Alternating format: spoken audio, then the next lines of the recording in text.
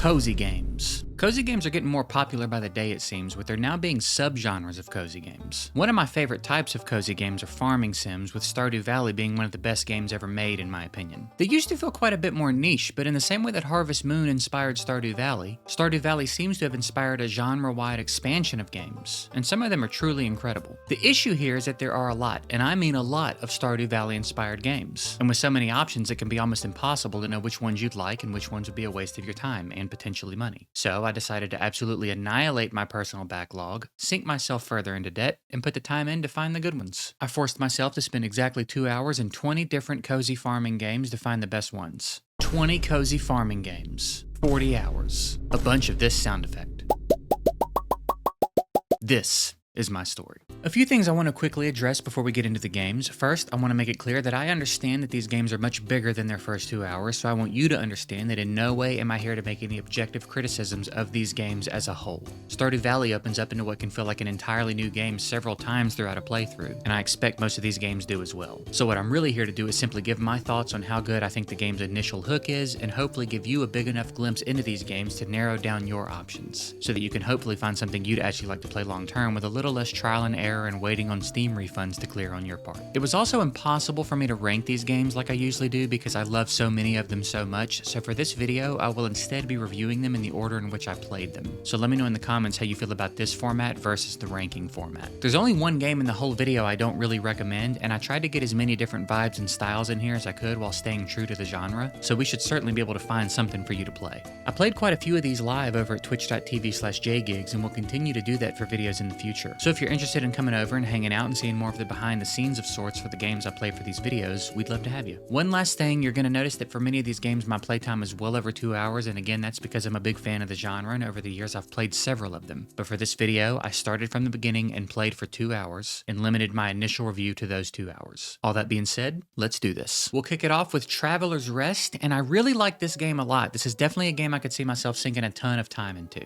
I adore the way the game looks. I always appreciate it when you can tell someone spent a lot of time making their game look a certain way, and the details here are just top notch. It's beautifully done pixel art, and there are just so many little details that didn't need to be added, but the fact that they were goes such a long way. For example, when your character runs, the way the sleeves on your shirt blow in the wind. That doesn't need to be here, but the fact that it is speaks volumes about the attention and passion that went into making the game, you know? The lighting and environments and overall feel of the world is just brilliant. I have no criticisms to give. I think the story starts off very well. It's a great foundation to build on, and it's actually interesting. I like your guide of sorts through the game. The tutorial is very thorough and well-paced. It never feels tedious or like you're just having to go through the motions to be able to actually play. It feels very much just like playing the game. I explored a small bit of the world, but I get the impression it's actually a pretty big one. You can see hints of areas to be unlocked later, bridges to be repaired to expand the map, and so on. There's a pretty big skill tree, so you can develop your character in the ways that complement the way you want to play. The NPCs all seem very well designed and full of personality. There's a lot of customization here in more ways than just visuals. You can, of course, develop your tavern however you see fit, but beyond that, all the different recipes and versions of recipes and beverages and desserts, there seems to be an immense amount of depth here. The music is excellent, fits the aesthetic and vibes perfectly, and the sound design is very well done. Everything plays very smoothly. I like their take on a lot of the gathering and farming mechanics. I will say, if you're looking for something that is just cozy and chill vibes throughout, this one has that outside of whatever you decide your business hours will be. When the tavern is open, you are going to be busy and customers are going to start complaining and it's going to get dirty and you're going to run out of stuff, etc. So if you're prone to feeling the pressure of moments like that, it's something to be aware of. It does appear you can hire employees at a certain point, which could certainly alleviate a lot of that pressure, but just know that the initial climb might be a little stressful at times. Traveler's Rest feels very much like a game made by someone who loves this genre and wanted to add to the genre in a meaningful, high-quality way, and from what I saw, it seems like they very much accomplished it. I will definitely continue to play. Quick additional note here, a couple of days after I finished my 2 hours for this video, there was a significant update that added the first chapter of the storyline, 2 new maps, and a bunch of new NPCs, with some notes on what's coming next. So you have devs here that are still actively working very hard on this game well after its release, with a lot more being added to it in the future, and that's always nice to see when you're deciding to sink some time into a game. Up next, we have Moonstone Island. There's a lot to talk about with this one. They took inspiration from a lot of different directions and made a very interesting game here. Think Stardew Valley meets Pokemon meets Slay the Spire with a little Moonlighter splashed in. On the surface, we have what might be considered a fairly standard cozy farming sim experience, a very cute, well-done pixel art style, a nice, chill vibe farming sim with a lot of different crops and flowers and things to to grow, decorations, tons of ways to build and customize your farm and make it unique. There's the familiar social element where you befriend NPCs in town with romance options. If you've played Stardew and you're familiar with the community center aspect, this game has that in more ways than one. There's exploration, dungeons, and what appears to be a very big map. Where it starts to branch out is in the spirit system. The tutorial of the game is fairly short and concise, with one of the main things you do in it basically being choosing your starter Pokemon. Your dad gives you the option to choose between 3 spirits, each with different types and abilities, and as you explore the world, you'll see more spirits to battle and tame. There's familiar typing with strengths and weaknesses. The battle system is card-based with armor and HP elements you'll be familiar with if you played Slay the Spire. As you explore the world, you'll find shrines with puzzles to solve and battles to clear. This game has so much going on, and just hearing it all might make it sound like they tried to do too much, or that there would just be too much to manage for one game, but it honestly all comes together in a pretty cohesive way. It all makes sense for the world, and the way one system complements another makes it feel just very natural here. It's a lot of fun, and I think one thing this game really offers is the ability to sort of lock in on anything you like. If you want to just build the biggest and best, most amazing looking farm you can do that and progress through the rest of the game at your own pace. You want to lean into the social aspect, you can. If you like to explore and solve puzzles, or you really enjoy the combat, it seems you can do as little or as much of all of these things as you want. Within reason, of course. Obviously, at some point, you're probably going to need to progress through the game, which will involve doing a bit of everything. But there seems to be no hard timeline or sense of urgency. Feels very much like a go at your own pace experience. I really enjoyed this one. I think they took what may have sounded like an overly ambitious idea and really hit the sweet spot with it. This game is well worth a try if you've never played it. Next, we have I Am Future, and this one is nice. It can be a very chill, genuine, cozy game. If you're someone who likes having a long to-do list without the pressure of feeling like you're under a deadline to complete it, this is something you will probably enjoy a lot. One really cool thing about this one is there's a slider, along with several other options you can customize to make the game as cozy as you'd like it to be. There are some things that happen at night on normal difficulty that can make your life harder, but you can very easily just turn them off at any time and simply enjoy cleaning and developing your home. Your character wakes up on a rooftop after the apocalypse with no memory of who or where he is, and it seems a good bit of the storyline is going to be centered around uncovering that mystery. It's got a great look to it, I dig the style, and it plays smoothly and is pretty intuitive as far as the controls and what you're doing are concerned. I'd be really interested in seeing what someone's rooftop looks like that has a bunch of time in this game. You're able to build yourself minions and find more NPC residents in the form of talking appliances as you go. There's farming, fishing, building, decorating, exploration, tons of big projects to strive for and complete to unlock more areas and such. It's a really nicely put together game, and again, one that I think you could really just kick back, listen to a podcast, or watch more of my videos and just vibe. If I have one critique, I think the soundtrack could stand a few more tracks. There isn't a ton of variety in the music, and it's nice enough at first, but by the end of the 2 hours, I was about fed up with it. All in all, it's a great, chill, cozy little game. Moving right along, we have Graveyard Keeper, and this is definitely one of my favorites on the whole list. I love just about everything about this game. I think it's beautifully designed. I really dig the style here. Just look at the rocks and the ground and the way the leaves blow and the water moves. This is such a pretty game. You're in an accident and you wake up in a mysterious place to be told that you're now a graveyard keeper, and you're trying to figure out what you need to do to get back home. The way the story is presented, it would seem that there's actually an end to this game, but I don't know because I haven't beaten it. The way that this game gives you so many different things to do and ties them all together is really well done, and the systems expand as you play at a really nice pace and in a way that makes sense. There's a lot of quality of life to unlock as you play, from making tasks easier in general, to the way you get around the map, what you're capable of, and so on. You have a pretty robust technology tree that you decide how to unlock and progress as you go, gaining points for these trees by doing related tasks. So chopping down trees and gathering stones will earn points to progress trees that are in some way related to that, whereas performing autopsies and focusing on your graveyard will earn points in that direction. It's very cool, and I really like the space you're given to choose while also being guided a bit by the requirements of the story. The characters are all very well done, lots of personality and depth. Humor in the game is pretty good. You can also sort of operate on your own schedule. You don't necessarily have to sleep at night if you don't want to. It's a huge game that just continues to open up and expand the longer you play it, and it's one you could easily sink a few hundred hours into. And there's also a bunch of DLC if you decide you want more than the base game has to offer, which again is a lot. Again, this is one of my favorite games in the whole video. I absolutely adore it, and I highly recommend you give it a try if you haven't played it yet. Next is Gleaner Heights. I have a few hours in Gleaner Heights from a few years ago, and it took me about 25 minutes or so into this playthrough to remember why I didn't put more hours into it. I want to be careful with the way I critique this game because I don't think it's an awful game or anything, and I do get the impression it's a 1 or 2 person project. The two main issues here are that 1, unfortunately the bar has been set almost impossibly high for this type of game, and 2, the game seems to be virtually an attempted clone at Stardew Valley rather than a game inspired by it. The best way for me to quantify the majority of my criticism for this game is to say that it just feels like it's in the alpha phase. There were just some decisions here that I don't really understand. Anything that falls on the ground doesn't get auto-looted. You have to individually pick up every single thing, and it goes into your hands, to which you then have to hit another button to put it in your inventory. When putting items in the sell bin, you have to be holding them in your hand and do them one at a time, regardless of the size of the stack stack. The process of buying stuff from vendors just feels incomplete, like there was supposed to be a buy button added at some point and it just never was. It feels very much like there's nothing going on. It's seemingly impossible to find enough to do to justify the days lasting as long as they do. And that's not to say the days are too long, but it's just like there's literally nothing to do after you water your crops in the morning. So I found myself going to sleep at like 10 a.m. every day just to advance my crops a bit. You can run around and talk to people, I guess, but it doesn't seem to get you anywhere. There's just not a lot of substance to what's going on. There are mines, but I don't think I'm supposed to be in there that early. I don't know exactly what the game wants me to be doing or in which direction I should be trying to progress. I appreciate the effort that went into the aesthetic. As you run around the world, it doesn't look bad. I like the curved roads, the water looks really nice. I think the game looks fine. I really thought the way the interior of the diner in particular was set up was very well done. The game just needs to be filled up a bit more, and I think the overall controls and feel could use a touch-up. Guide us a little bit more. Tell us what we should be doing with our days after we water our crops. Give us a few tasks, even if just for a few days, to give us an idea of the types of routines we can be building for ourselves. I get not wanting to force us to do things or handhold too much, but I personally felt like it could have used a little bit more of it. This is unfortunately the only game in the video that I don't really recommend because there's just too much quality on the rest of this list. Next, we have my time at Portia.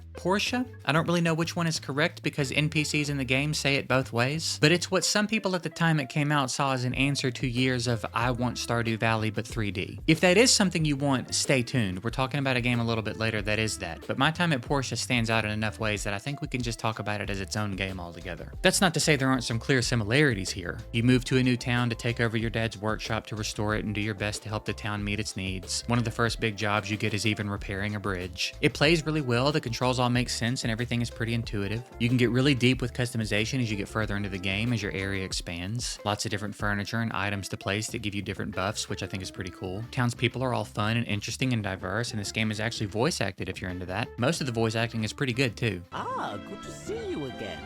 Hope you had a pleasant... Yeah. Anyway, I'm here to show you. I wonder what it's like. There are a lot of different events and things happening in the world at all times, so it feels pretty alive, independent of you and what you're doing, and I always dig it when devs are able to pull that off. The mining system is pretty cool. Basically, when you enter the mines, you're equipped with a scanner and a jetpack. So you use the scanner to find areas where there's something to be found, and then you use your pickaxe to find it. There are also just tin and copper deposits you have to keep an eye out for. They aren't labeled or anything, but they're there. There are also more secrets and things to find in the mines, especially as you start getting deeper. It has all the familiar things about Stardew Valley in one way or another, including romanceable NPCs if that's important to you. But again, it feels different enough that it's far from being a clone. It's a very cute, chill game that has a pretty insane amount of content and depth, with DLC and other entire games in the franchise, with more on the way apparently. This is a universe that's continuing to expand, so if you play this and fall in love with it, there's so much more for you to do. Most of you have probably at least heard of this one, so if this was the nudge you needed to finally check it out, I don't think you'll regret it. Next up, we have Sunhaven, and this is definitely among the most polished and full games on this list. As a very quick summary, think Stardew Valley but with a heavy fantasy vibe, Dungeons and Dragons type stuff. You get to choose from a variety of races at the beginning, like human, elf, angel, demon, etc. You also pick a profession that decides what items and perks you start with. As with many of the games we're covering here, it has many of the elements you'd expect from a game of this kind, but they really put a lot of effort into making this one unique in the space. As for the visuals, it's a stunning game. The world feels vibrant and alive, and I just love the overall design. I really love the inside of the smithy. That is such a cool interior. The intro and tutorial are also fantastic. It was obviously very clearly laid out and paced in an intentional way to get the player familiar with the general concepts and mechanics, as well as navigating the map and visiting the important places, the general store, the pet store, town hall, the blacksmith, while leaving the rest of it for you to discover in your own time. It also fills up your first couple of days with things to do, so you don't just find yourself standing around at 10 a.m. wondering what you're supposed to be doing. And at a certain point, you'll just hit a mission that says, enjoy the rest of your day off, indicating that you can now explore or tidy up your farm to your heart's content without worrying about not completing something or missing out on anything. And the amount of thought put into that is the type of thought you'll see put into every other aspect of this game. There's a lot of good quality of life, like being able to use the map to find NPCs in real time, and not having a stamina bar, meaning you can literally tidy up your farm all day if that's what you want to do. The combat shows potential to branch out quite a bit, with melee and ranged weapons as well as magic spells you can unlock and use. There's a pretty robust skill tree for you to develop your character in whichever direction seems fitting for you. The NPCs all have a lot of personality and variety, and if I do say so myself, are probably some of the more attractive NPCs in any of these games if you're into that, which I'm totally not. I was just saying that for you because you're probably into it, but not me. This is definitely one of those games that you could easily get hundreds of hours out of. It's one of the standouts in the genre for sure, in my opinion. Next up is Roots of Pacha, I think? Pacha?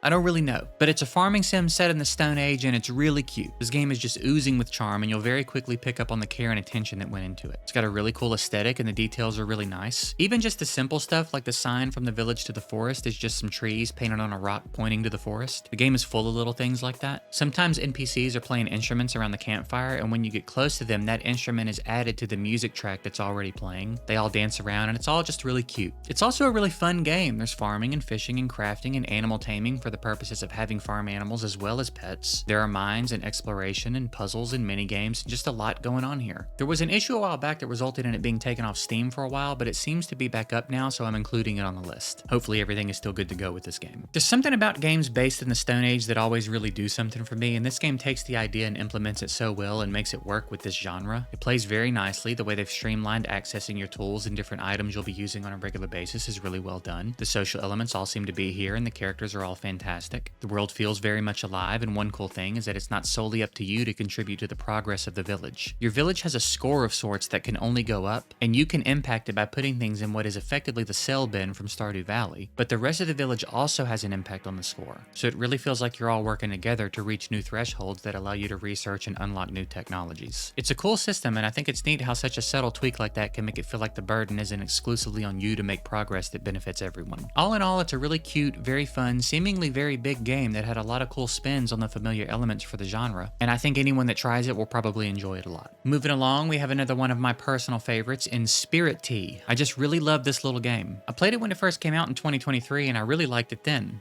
and it's undergone quite a few changes since then that only seem to have improved it. There's a lot to say about this one. As with many of these games, you move to a small town from a big city to take over an old abandoned something, in this case a bathhouse, but with a bit of a twist. The clients of the bathhouse aren't the residents of the town, but spirits that have lost their identity and are sort of stuck. So your job is to find these spirits around town and get them to come to the bathhouse, where the better you make their stay, the more money you make and the more a particular tree grows. I won't go into too much more detail than that, as it's fun to find out about all the details as you go. There are so many things I like about the decisions made for this game. One big thing is that when you're starting out, the wood you use for the furnace is finite, so you can realistically only run the bathhouse for a certain amount of time every day, leaving you plenty of time to do the wide variety of other things there are to do in the game. The bathhouse will also close down while upgrades are being done, which will also allow you time to explore other things. I think that's really nice because running the bathhouse is pretty addicting, at least for me, and I'd have a really hard time doing anything else if I didn't have to. I'm also someone who really loves the early phases of these games that involve the cleaning / restoring of whatever you've taken over, so like breaking all the rocks and cutting all the grass and stuff on your farm. I really enjoy that. This game has one of the more satisfying versions of this in the cleaning of the bathhouse. It takes quite a while to do it, but watching it slowly get cleaner as you continue to work on it really just hits the spot for me. I also really love the style with this game, and it's just fascinating to me to see where the devs for each of these games put the extra focus, and how. Many of them are ultimately going for a similar type of style and vibe, but when it's done well, there are elements to it that really make it stand out, and for this game, for me, it's the water. The way there are little waves that crest and the level rises and falls, or in the rice fields, the way that's just slightly moving. I think it's gorgeous. There is no farming in the traditional sense of planting stuff outside your home, but you will be growing some stuff inside the bathhouse later in the game. There's so much going on here, good exploration, social elements, mini games, tons of layers to the bathhouse, and that's just what I've seen in my time playing. I absolutely love this game. It's one of my favorites on the list, and playing it for this video reminded me just how much I love it. I'm glad it's back in my rotation, and I highly recommend that everyone check it out. Next is Dinkum, and if you've played Animal Crossing, you'll feel right at home with this one. This is very much Animal Crossing Australia, and it's really nice. As an American who's lived in Australia for the last 4 years or so, they did a really good job capturing some of the vibes, and I love all the different wildlife in the game. I've actually spent a little over a year now in real life befriending magpies, these little black and white birds, and every day they'll come to hang out in the garden and sing, so we'll go down and feed them and hang out. So I really love seeing the magpies in the game and hearing their calls and stuff. It's really cool. This is a game that's going to really open up and expand in a big way the longer you play it. There's so much to do. It's going to be a lot of building and decorating and exploring and finding all the different animals and insects and other variety of things spread throughout. It's a completionist dream. The only two real criticisms I have of the game are both audio related. One of them is the music that plays when you go inside Fletch's tent.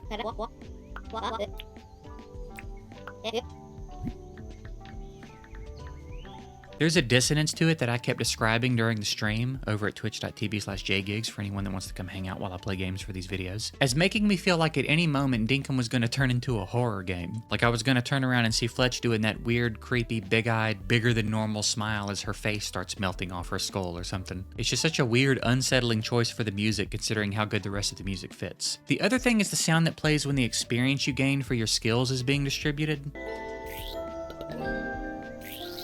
It sounds like someone sucking their teeth, or like someone wringing out a liver like a wet rag. It's such a gross, odd sound. Beyond those two things, it's all great. You will either love or hate the sounds of the NPCs talking, much like you've probably heard people talk about with Animal Crossing, but the good news is you can just turn it off if you hate it. The level of customization and decoration and everything available in this game is very high, and it's another example of a game where creativity really gets to shine through. It's another one that I'd love to see the towns of people who've been playing for hundreds or even thousands of hours. If you're a fan of Animal Crossing and want to give it a go with an Australian theme, you will almost certainly love this game. And for anyone who hasn't played Animal Crossing and is less familiar but looking for something a bit different than everything else in this video, I also think you'll love it. It's a great game. I also think it recently got a port to the Nintendo Switch for anyone that cares about that. Next up, we have Chef RPG, and this is perhaps my favorite game of the entire video. It's in a close race for sure. I think as far as initial vibes and just overall feel of the game, Chef RPG got the closest to doing for me what Stardew Valley does for me. You'll really get the idea of what I'm saying when you hear the music. The music in the game is exceptional, as is everything else to be honest. It's beautiful to look at. I love the NPCs and I'm looking forward to continuing to play to get to know them all better and see what kinds of storylines play out. I really like the world they've built here. It's got some cool futuristic, slightly bigger town vibes than a lot of these games tend to go for. Like borderline cyberpunk style vibes in some cases. I really dig it a lot. I love the town, it looks amazing, and it's very interesting to explore and learn, as is the rest of the world so far. The map is huge, there's plenty of it I didn't get to see, not even including the areas I can't access yet. The gameplay is incredibly smooth. There was obviously a lot of thought put into the flow of the gameplay, and they really nailed it. One of my favorite things about the game is that talking to someone doesn't lock your character in place. You can walk away at any point, so if you accidentally talk to the wrong person or speak to someone that's talking more than you feel like listening to, you can literally just walk away. Might not sound like a big thing, but it's huge for me. The actual gameplay loop of running your restaurant is very fun, and there's way more to it than I was anticipating. At the beginning of the game, you get to pick a specialty with, again, more options than I thought there would be, and you can decide what type of establishment you're going to run that will dictate how many slots you have to have available for each category of meal, being appetizers, main courses, desserts, and drinks. There are a lot of recipes, and the way your restaurant looks and operates and everything else is all totally up to you. It's a fantastic system. There are mini games for the different stages of meal prep and depending on what you're making, sort of like Cooking Mama vibes for those of you familiar with that. And how well you play the mini games dictates the quality of the dishes you're sending out to the customers, which as you would expect also has an impact on a variety of different things. As you grow, you'll hire staff and expand and unlock more things in basically every direction. It seems like a very easy game to sink a bunch of hours into. Chef RPG is officially in my rotation. I have and will continue to play this for a long time. Up next is perhaps the most unique game on the list, and Core Keeper.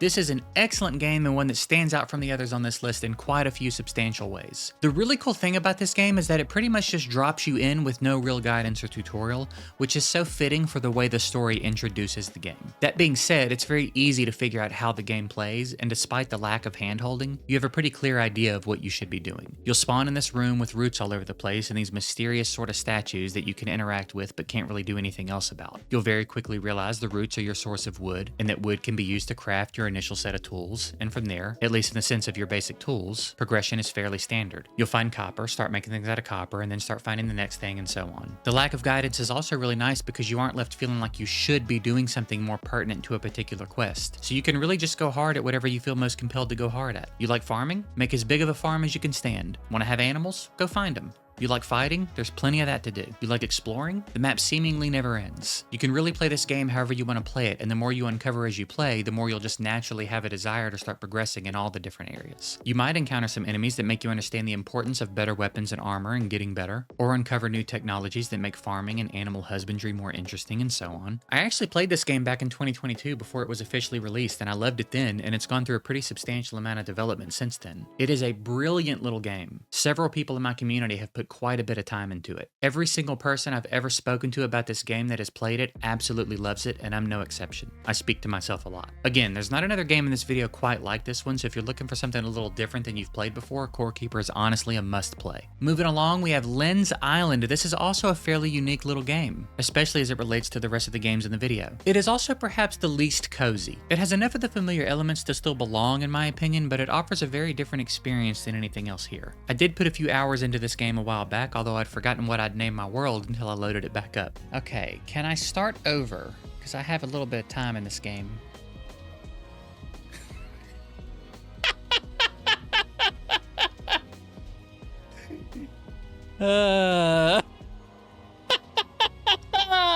It'll probably take you a little bit to get used to the way this game plays. The camera can be pretty finicky and hard to manage at times. The combat's pretty unforgiving. And the way a lot of things work in general can just be sort of unintuitive. The building is actually pretty solid in the game though. I bet you could really build some cool stuff if you spend enough time in the game. There is farming and cooking and fishing and all the things you'd expect from a game like this. The combat is quite a step up in difficulty in my opinion for this genre. And the dungeon crawling in general stands out. One of the really cool things about this game is you can build anywhere. And there are also some things that only grow underground. So you'd do well to have a base or even a network of bases underground. There are a lot of bridges through the dungeons that need to be repaired, but in addition, again, you can build anywhere. So if you brought the materials, you can basically get anywhere you want to get if you're willing to build your way there. Another thing I really like is the way they've decided to tackle inventory space. Basically, your backpack already has a spot for every item in the game, and the level of your backpack determines how big of a stack of each item you can hold at a time, so there's no need to constantly be sorting your inventory or dropping one thing to carry another or any of that. It's a pretty solid system. There are also pets, which I'm always a fan of. One thing we do need to talk about is the loading screens. I personally don't have too much of an issue when a game has a loading screen here and there, but I know it's a big deal to some people, and in Lynn's Island, every time you come in and out of the underground, there's gonna be a loading screen, and they're not exactly the fastest. You'll also experience a lot of pop-in as chunks load and stuff, so if any of that is aggravating to you, this might not be a game to play. Overall, I think this game is really interesting. There does seem to be some depth here, the map is pretty big, and I think it's one worth checking out just to see how you feel about it. I reckon you'll know well within the refund window for Steam if this is something you'll want to play. Next is Potion Permit, and I'd say this is one of the cozier games on the list. It has one of the easiest worlds to just be in, if that makes sense. It's very peaceful. It also has arguably the catchiest main theme.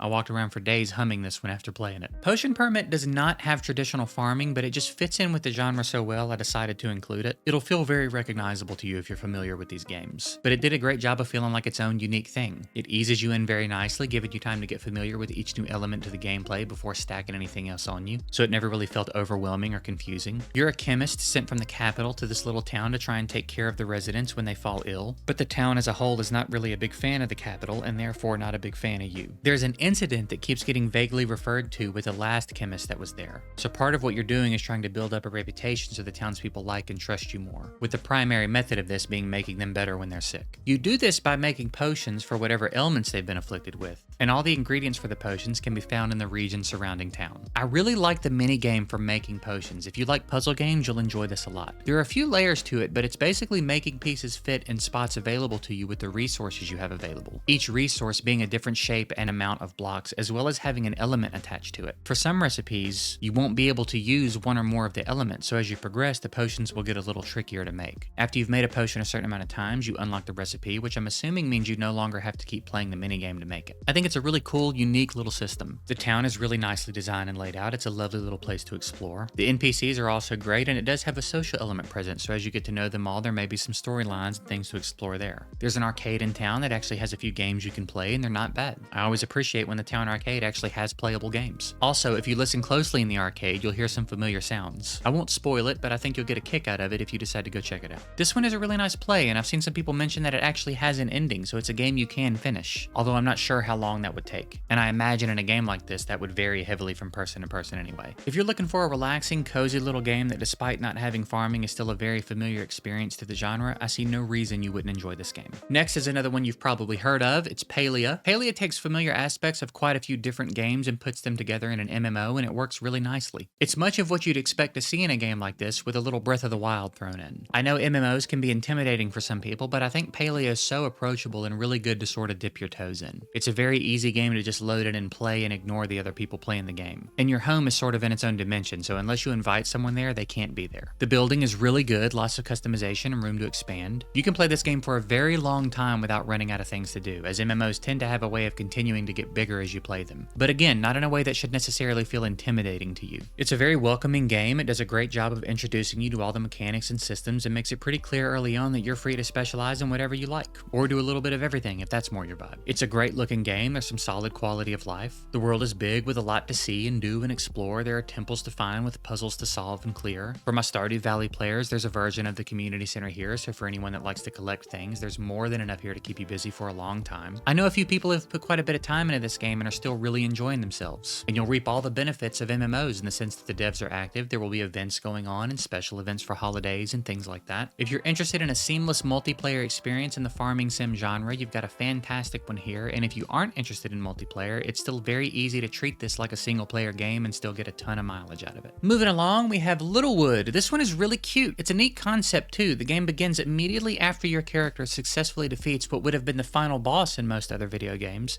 So instead of that journey, your job in this game is to now rebuild and grow the town. Also, unlike most games, you have full creative control. So in build mode, you can pick up and move almost anything. These trees in your way? Move them. Don't like this raised terrain here? Lower it. Want a big pond or river running through town? Just dig it out. You'll still have to do all the familiar things like wood cutting, mining, farming, etc. to make sure you have the resources needed to build everyone's homes, as well as all the town buildings, and of course decorations for the town and the interiors of all the homes. You'll eventually start traveling around to different areas as you'll begin needing resources that don't grow in your town. There are social elements and romance, so fall in love with whoever you please. It's a really cute, easy to play game where the real challenge will just come in your own creativity and deciding how you want to build your town. There is some light danger in the areas you explore outside of your town, and I'd assume that would ramp up a little the further into the game you get, but I don't know to what extent, and I'd be surprised if this game ever really got truly difficult. It really does vibe as though it was made to just relax and build a town. I don't really have a ton else to say about it, but I'd say if what you're seeing is doing anything for you, you will more than likely enjoy spending some time in this one. Next, we have Fields of Mystria, and what Stardew Valley is to Harvest Moon,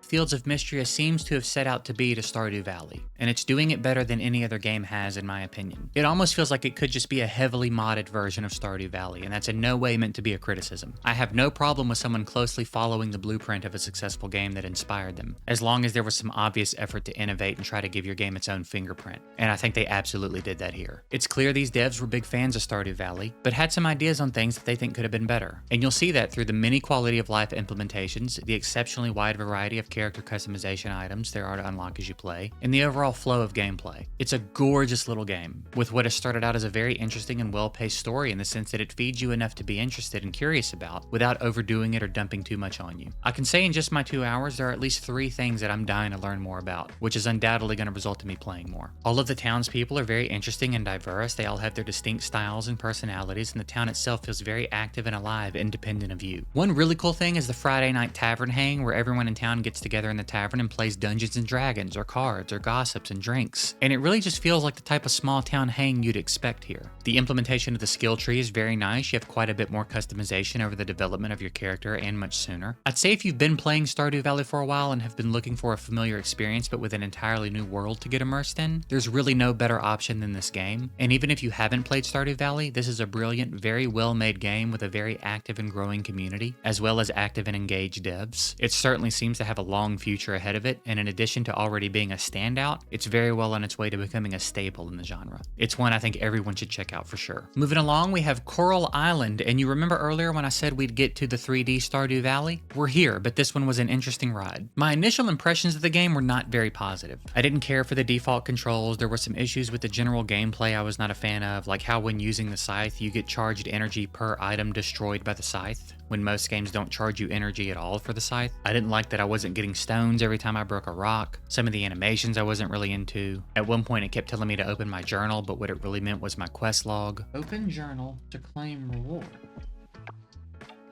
Now it... Oh, you didn't mean journal. You meant something else. Okay. And there was no visual notification or anything for it. There's a sound when you have new mail that I hate, and particularly hate that it persists through you reading the new mail.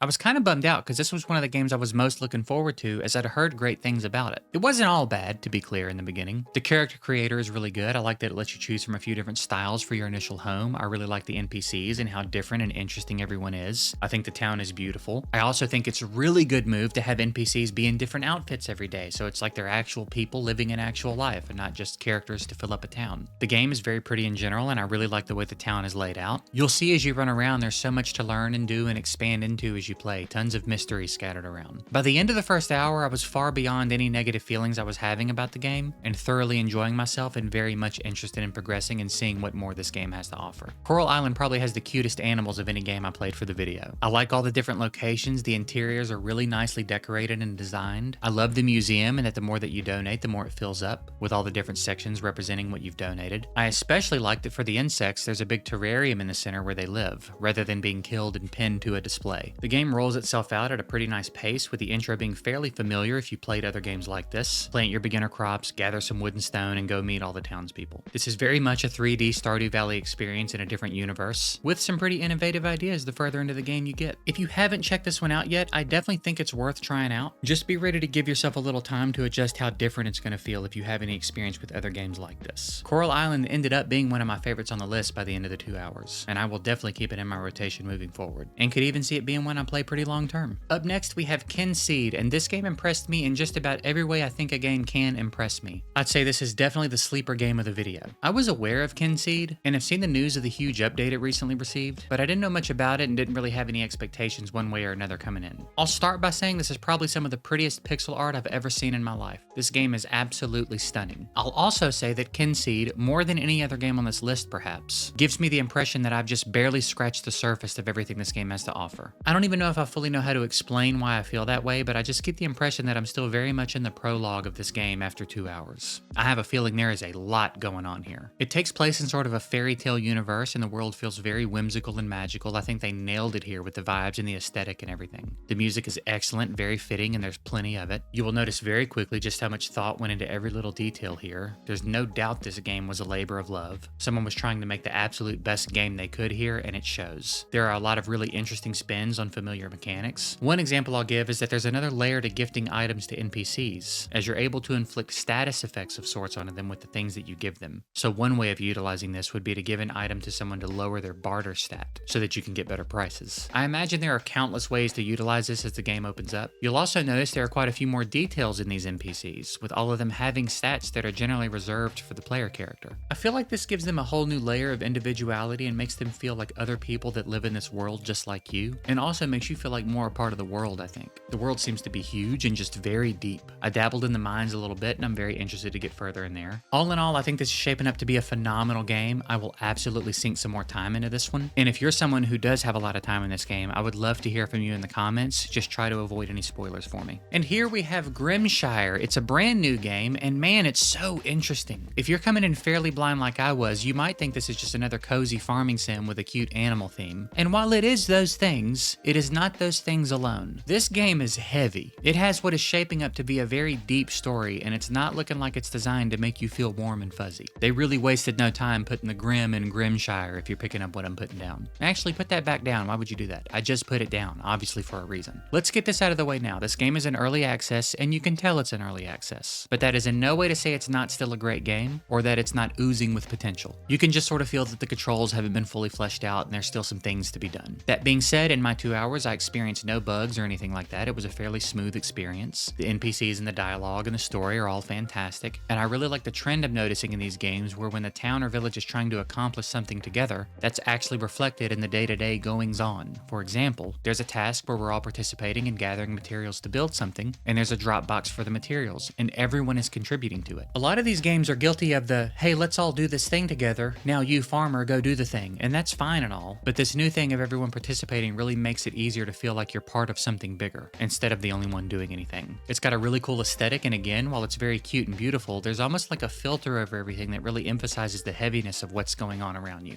It's very well done. I also think they've done an excellent job with making the NPCs feel like fellow members in this village and not characters that are here to fill up the town. I think one good example of what I'm talking about is that there's a point where the town gets some pretty jarring, scary news. After everyone leaves and goes wherever they're going, rather than just being back in whatever their normal routines would be, I went inside a building to find a group of residents standing around a table talking about what just happened. It's like that might not seem like a big deal, but it really makes the weight of what's going on feel more tangible and gives a lot more life to these characters. It was a very cool decision in my opinion. As for the rest of the game, there's a good bit going on. There is a museum of sorts, and I love the way they've done it. The manor has different wings dedicated to different areas of things you'll be donating. So like upstairs, there's this old dead looking garden. But as you donate crops and trees and stuff, they come to life in their respective spots. So it's really satisfying to donate a new item and go check on it and see the progress. And very motivating in the sense that I want to restore the whole garden. There are aquariums where the fish are placed, and this is one of those areas I'm assuming is on the list of things to do, as right now it really just looks like a mural painted on the wall in honor of the fish, and I assume at some point it's going to be an animated aquarium. I didn't get too deep in the mines, but it appears they've added some layers of intensity to that as well, with cave-ins being something you have to worry about. One of the many interesting systems in this game is the community food storage that you and the citizens have to help keep full so everyone can eat. You can also take food out of it, which I thought was cool. Again, it really seems like a lot of emphasis was put into making you feel like just another resident in the town, and I really like that. For the first little bit, I had it in my head that I really liked the game, and that I'd probably keep an eye on the development and come back to it after some time, especially with everything else on this list that I want to play. But by the end of my 2 hours, I was so wrapped up in the story that I think I'm going to have to keep playing it because I want to not only know more about what's going on, but see where the limits of how grim this game is willing to get really are. It's fantastic.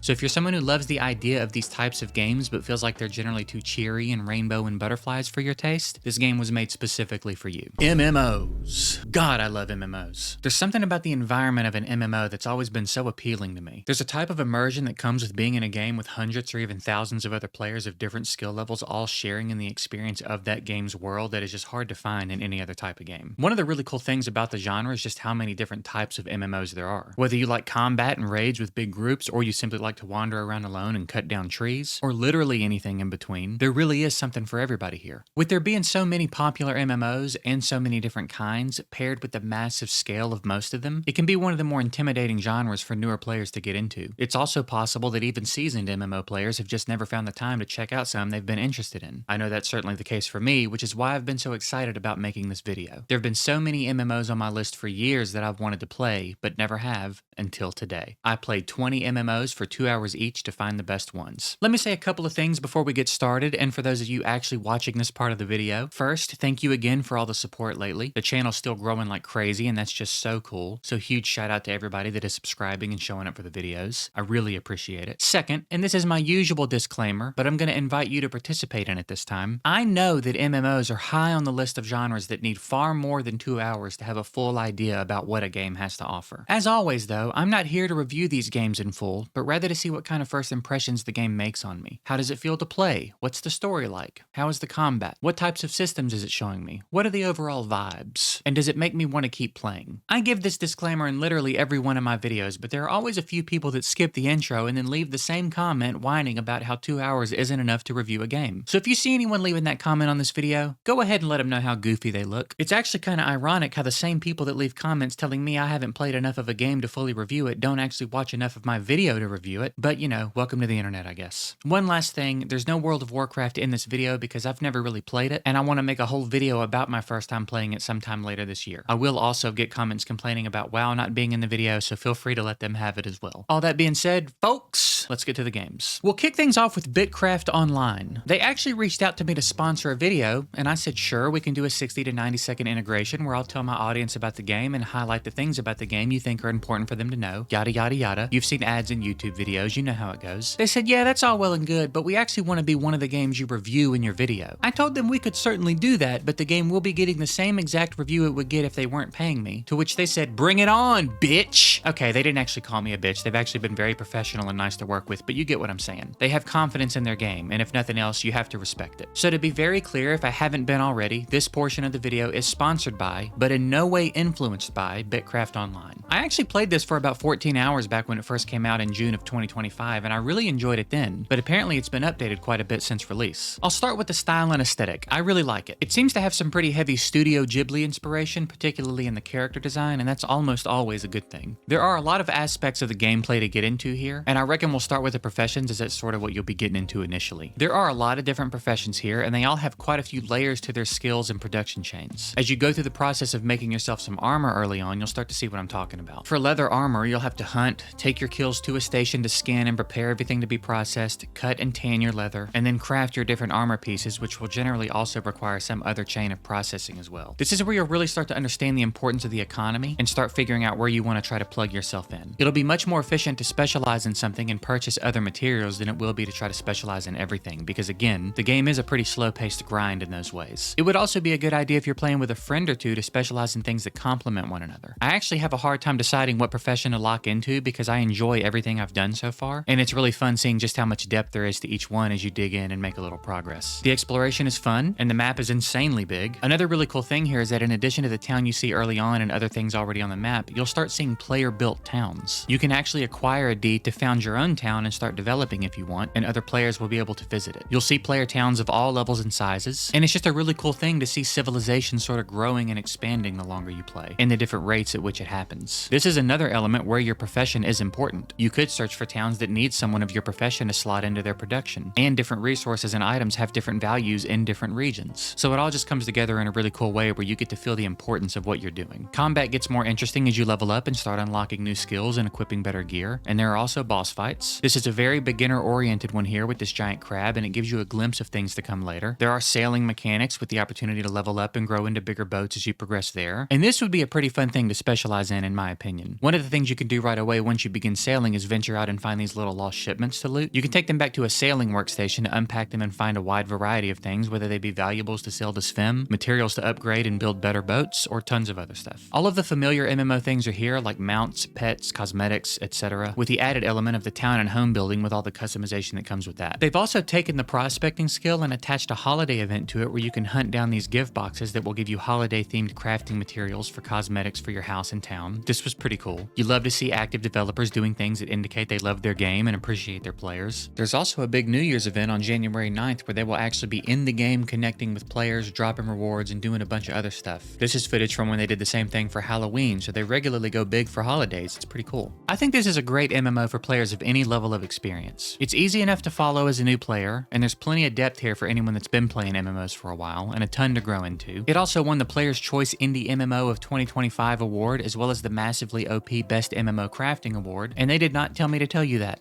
I just think it's cool and worth mentioning. Shout out again to Bitcraft Online for sponsoring this portion of the video and for being confident enough in their game to not try and influence me in any way. If you decide you want to check out Bitcraft Online, I'll have a link in the description and the pinned comment. Up next is Heartwood Online, and apparently I've already played this one. This game is very different than what the aesthetic might lead you to believe. It looks like it's kind of cute. It's called Heartwood Online. It's all got pretty nice vibes initially, and then you'll get your first quest, which is to murder rabbits, and yes, they do squeak when you kill them. Then you will eventually work up to bigger rabbits, then deer, then bigger deer, and so on. Here I thought I'd chop trees for a while, but a bird attacked me for trying to destroy its home, and I had to kill it. I'm not vibing with any of this at all. The thing about this game is that it's very clear that the whole point of this is to grind. I know a lot of MMOs are grindy, but here it really just feels like the grind is literally the whole point. It's early access, so there's still a lot to be done, and I also only played the first 2 hours, but the game doesn't really even seem to be leading you toward anything right now. I'm not saying that a grind is a bad thing. I love a good grind. This definitely feels like a game I could get into. However, here's my big issue with how this grind is set up. There are skill levels in addition to your character level. Your stats and what gear you can equip seem to be tied to your character level. Doing things that level up your skills do not also give your character XP, so you have to do combat to get those levels. It sort of feels like the idea is to make you specialize in something, but it seems like you will always have to specialize in combat in addition to whatever skill you choose, because otherwise you won't be able to wear the gear that makes you better at the job. I never even got to equip this lumberjack hat I found. It's also kind of annoying that I kept getting rewards for quests that I couldn't equip. I kept getting items that I needed one more level to wear, and the levels come pretty slow. I found my rhythm after level 8 when I was able to equip a better bow and found a good spot where I could aggro 3 to 6 deer at a time, swipe them with one of my abilities, and then clean them up, but I still only barely hit level 9. Maybe if I literally did nothing else for the entire 2 hours, I could have hit level 10, but I spent a little time mining and chopping trees and trying to explore a little bit as well. The game is just very bare bones right now, but I can see the potential in it. It's also a really nice mindless little grind game if you're looking for something that lets you feel like you're making some progress without requiring a ton of your attention. Heartwood Online definitely has potential, but there are other games in this video that offer the same thing in a much more complete way. So I'm gonna say I don't really recommend it right now. Perhaps in the future we can revisit. Moving along, we have DC Universe Online, and this one was pretty cool. It has solid cinematics and the character creator was pretty fun. There is a wide variety of the type of superhero or villain you can create, and I really think most people should be able to make something pretty close to what they want to play. I think there's more to unlock as you play, as well as stuff available for purchase that even further expands the possibilities. I just threw together a quick version of Gig Pull and tried a bit of a random array of abilities just to see how it all felt. There are plenty of different play styles, and it also alluded to being able to change my role at one point by switching to a healer if I was in a team. So it seems not only can you build around however you want your character to play, but also lean into certain roles if you're trying to group up for higher level raids and stuff. The story's fine, perhaps a little more interesting than normal because it's DC, so if you're a fan of stuff like this, a lot more of it will be familiar. You'll see tons of faces you recognize, and the overarching story is cool. The gameplay's fine enough. It definitely feels a bit dated, but it's still fun. You really get to feel the effects of the decisions you made building your character, and there are a lot of abilities and combos to level into as you progress. You also sort of pick a main movement ability. The three that are available initially are Flight, Acrobatics, and Super Speed. I went with Super Speed. It initially didn't feel very fast. I was barely faster than the traffic, but as you level up, I think you can make the ability stronger. At level 9, for example, I unlocked a sort of second phase to my Super Speed, and it was noticeably faster. You also have skills specifically tied to your movement ability, which is really dope to play around with. There were plenty of people online while I was playing, so it seems fairly active. There was a lot of talk in the game chat about the game being dead, but you also have to remember we're talking about MMO communities here, so I'd take everything they say with several grains of salt. You get to choose a mentor when creating your character. The options you're given are based on whether you go hero or villain, and you'll start in whichever area is relative to the mentor you choose. I chose Superman partially because I wasn't entirely sure what the overall impact of this would be, and I was more interested in having superpowers than using tech. I started in Metropolis, and most of my initial quests were based there, but toward the end of my 2 hours, I was able to travel a bit more, and I did go check out Gotham. It was pretty cool looking. Everything was also decorated for the holidays, so it seems they stay on top of things like that and have events going on throughout the year and stuff. This game was fine overall. I don't really have a ton of complaints. It was fun enough. If you're a big DC fan, I think there's plenty of fan service here, and I think they did a pretty good job with everything. I don't particularly have any desire to keep playing it. I played City of Heroes years and years ago and remember loving that one, but last I heard it was shut down, so this might just be your best bet if you're looking for a superhero MMO. It's free, so there's no risk to check it out. If you're interested, give DC Universe Online a try. Who knows, you might love it. Next is Wizard 101, and this one's made for kids. And like, duh, obviously. But I still decided to check it out because you never know. Sometimes a game will surprise you. It's not a bad game. It just didn't have anything going on that really engaged me. I thought the character creation was cool. You go through this quick little questionnaire to find out what kind of wizard the game thinks you are. It's sort of like Sorting Hat from Harry Potter vibes. You can either accept what you get or retake it if you don't like it. My entire experience was all very basic, simple versions of typical MMO stuff. Just a lot of back and forth questing and learning how to navigate the world and stuff. I'll say, the arrow that points you toward your quest marker is terrible. Possibly the worst I've ever experienced. It was so hard to follow that I just started opening my map and memorizing the route because I don't know what the hell this arrow is doing most of the time. The combat's kind of cool. I haven't played many MMOs with turn-based combat, but this was pretty dope. It's card-based, so you'll build your deck around what you want to be able to do. If you want to avoid combat, you stay on the sidewalks and only go into the street when you want to fight. Kind of like where I grew up, except there were no sidewalks on my street. When a battle starts, you'll have this big circle of little circles, and if there are open circles, other players can join in. I joined in several fights while I was running around. It's honestly a pretty neat system. There seems to be some skilling, crafting, property to own, your own place to decorate, etc. Again, lots of stuff you're familiar with if you play MMOs. Just a little easier to grasp. Wizard 101 is fine, but it's not for me. Up next is Fantasy Online 2, and I came into this one with pretty high hopes based on the way it looked. I don't think it quite lived up to what I was hoping for, but it wasn't bad. It's also early access, so keep that in mind. It sort of feels very bare bones at the moment. It's a click-to-move game, and you just wander around the map clicking NPCs to get quests, which pretty much exclusively consist of killing things, which I reckon is fairly standard. It's pretty slow-paced, to the extent that it could almost be a background game. Enemies never go hostile until you engage them, and it will take a bit to kill stuff. The quests are fine initially, but eventually they graduate from just killing things to collecting things from what you killed. This kinda sucks because sometimes the drop rate's pretty low. So like this crab jelly quest took me 30 minutes to complete because the drop rate felt like it was about 1 in 4. Again, not a big deal. There's no time limit or real reason to be in a hurry. I'm just trying to make sure you understand that this is a very slow-paced game, at least in the early stages. There is a real money shop that I didn't bother exploring much, but I did notice this $120 a month subscription, which is a little bit fucking insane for a game that seems to have so little going on right now. No subtlety there at all. I made it to level 12 and never unlocked any new skills or anything. I was able to purchase and equip some stronger gear at level 12, which did speed up my killing a bit, but it's still pretty slow. If this this game was free, I'd probably say it's at least worth a look if you like the aesthetic and you're looking for something a little slower paced that you only have to halfway pay attention to while doing other things, but it's not free. So I'm gonna say my recommendation is that you hold off on this one for a bit. It came out in 2025 and is in early access, so it's probably worth giving this one a bit of time to see how it continues to develop, what kind of feedback we see on how pay to win it is for those of you concerned about that, and just how the overall health of the game is after some time. Perhaps it's worth putting on the wish list and checking in on occasionally. Fantasy Online 2 could absolutely end up being a really good game, but I think it's just hard to say right now. There are much better games in this list and much safer games to spend your money on than this one right now, so I'm gonna say I don't recommend it at the moment. Up next is Albion Online, and this is definitely one of my favorites. I think this game is so good. It's very approachable for new players and people new to MMOs as a whole, but also has enough content and difficult enough content to keep even the most seasoned MMO players engaged. It's got a great tutorial that familiarizes you with a variety of gameplay loops available to you and letting you figure out which path you want to start down. I think it does a great job of guiding you by giving you options to choose from that have pretty clear outcomes. Like here toward the end of the tutorial, you sort of choose which aspect of gameplay you think you're most interested in, and it will give you an applicable quest line to follow with different rewards to aid you in progress. It's really well thought out, and I think they just nailed this whole tutorial phase of the game. Depending on what you choose to do, it's going to be a pretty repetitive gameplay loop. You can choose to focus on combat and dungeons and PvP, or choose from a wide variety of gathering and crafting skills to find your place in the production chain in the world. I tend to prefer gathering, but there are so many different things you can do. My original character is a decently high-level lumberjack, and on this new one I just focused on mining ore and smelting it into ingots to sell on the marketplace, which brings me to the economy. Albion Online has a purely player-driven economy, which means nothing exists if players don't make it.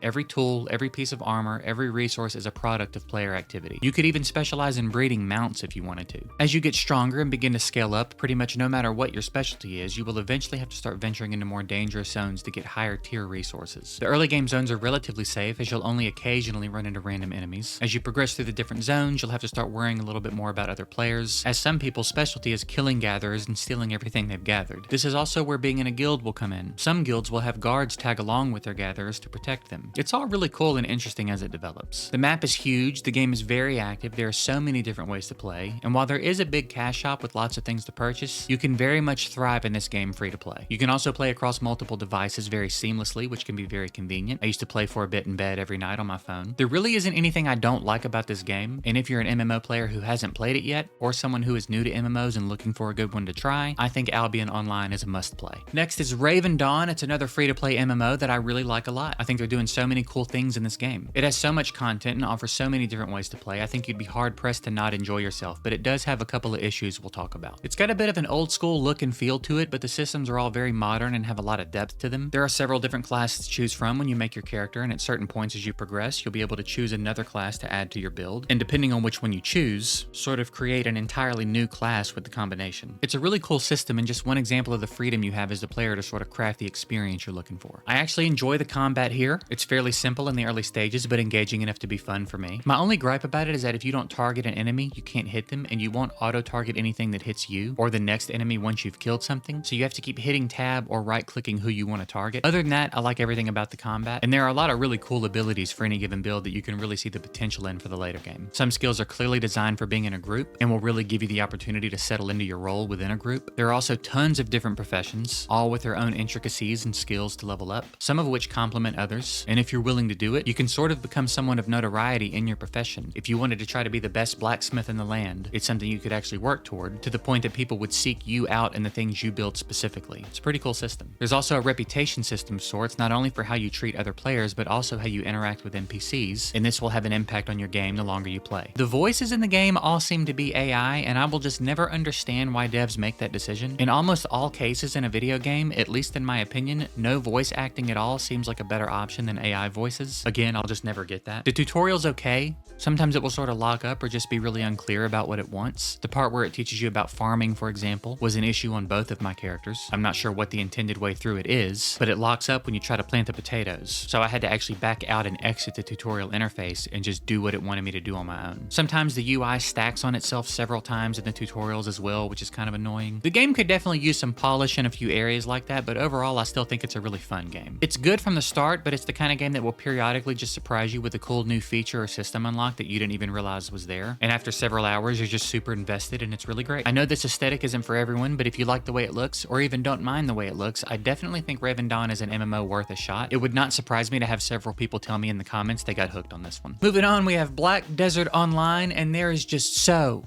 much dialogue. I have never seen an MMO with this much fucking dialogue. Sometime around the 90-minute mark, I actually started losing my mind a little bit. For the first few minutes, I sort of tried to quickly skim just to have a general idea of what was happening, and to be sure I caught it if they said anything important, but it didn't take long before I just spammed my R key through every single encounter, of which there are many. I'm pretty sure I pressed my R key more in this 2 hours than I have the entire rest of the time I've had this keyboard. Aside from the dialogue and cutscenes, what little of the gameplay I got to experience, it actually seems really dope. There are a bunch of different classes to choose from that all appear to offer pretty unique playstyles. The combat's really fun, especially for an MMO, and I'd imagine as you progress it gets pretty insane. There's a lot of weight in the combat system here. It feels really good. The world building seems solid, the game looks fantastic, it controls really well. There really wasn't much I didn't like about my time with the game. I've also heard a lot of great things about BDO over the years, so I was really looking forward to this, but holy cow, this early game is so full of dialogue. I feel like that's something seasoned players should be warning you about. I'm not even sure I'd have made it to any real gameplay if I was trying to read it all and not skipping the cutscenes. I personally don't generally care about the story in MMOs. I'm much more interested in just figuring out which of the professions I want to get involved with and start doing my thing. But if you're someone who likes lore and story, there's plenty of it here. I can definitely see the potential for this game to get crazy after a while, and I would be very interested to get beyond this tutorial phase and see what the game's economy is like, how deep the different professions go, and what the overall gameplay loop will be. I can only assume the dialogue slows down at some point, and I'm very curious to see what the rest of the game looks like. It seems like one of the more promising MMOs I've played, and I will more than likely hop back in when I'm done with this video and see what it really has to offer. And who knows, if it's interesting enough, maybe we'll make some more content on it in the future. I think I'd recommend Black Desert Online to anyone already familiar with the MMO genre, as well as anyone who likes to read. This is actually fucking crazy, man. Jesus Christ. Let me play the game. God damn, man. Next is the Quinfall, and well, they can't all be winners, and actually the Quinfall can't be a winner the most. This one is not great. It's quite a coincidence that I played this right after Black Desert Online, because I would describe this game as Black Desert Online from Temu. This is very much, Mom, can we get Black Desert Online? We have Black Desert Online at home. They're very clearly going for something similar here, and they really just missed every single target, it feels like. I will say they do a better job of getting you to some gameplay quicker than BDO does, but that's about it. The character creation is oddly detailed. One example is that you can choose how vascular your character is, and we all know women love a vascular man, so we crank that motherfucker up to the max. I'm running around looking like I got hot dogs under my skin, dude. My blood is pumping. The game is clearly made by people whose first language is not English, which is fine. I would never make fun of anyone's ability to speak more languages than I do, but this quest message from Captain Thorn looking like a 1 a.m. you up text did make me giggle. This game is very optimistic. They are trying to do a lot, and the vision is certainly here. All of the systems are present. There are several different professions. You can purchase homes. There's farming and fishing and a lot of things to do. It's really in the execution, unfortunately, that it falls short. It's not like the worst MMO I've ever played, but everything about it is just so mediocre, I don't really know why you'd play this over something like Black Desert Online or Throne and Liberty, which we'll be talking about later in the video. What this game is offering already exists in much better forms several times over. Also, not a criticism of the game so much as just a personal gripe of mine, but don't fucking make me kill turtles, dude. I really don't like killing anything that isn't hostile, but there's something about having to kill a turtle specifically that really just kills my vibe. Man, I really don't like turtles. Oh, I hate that so bad.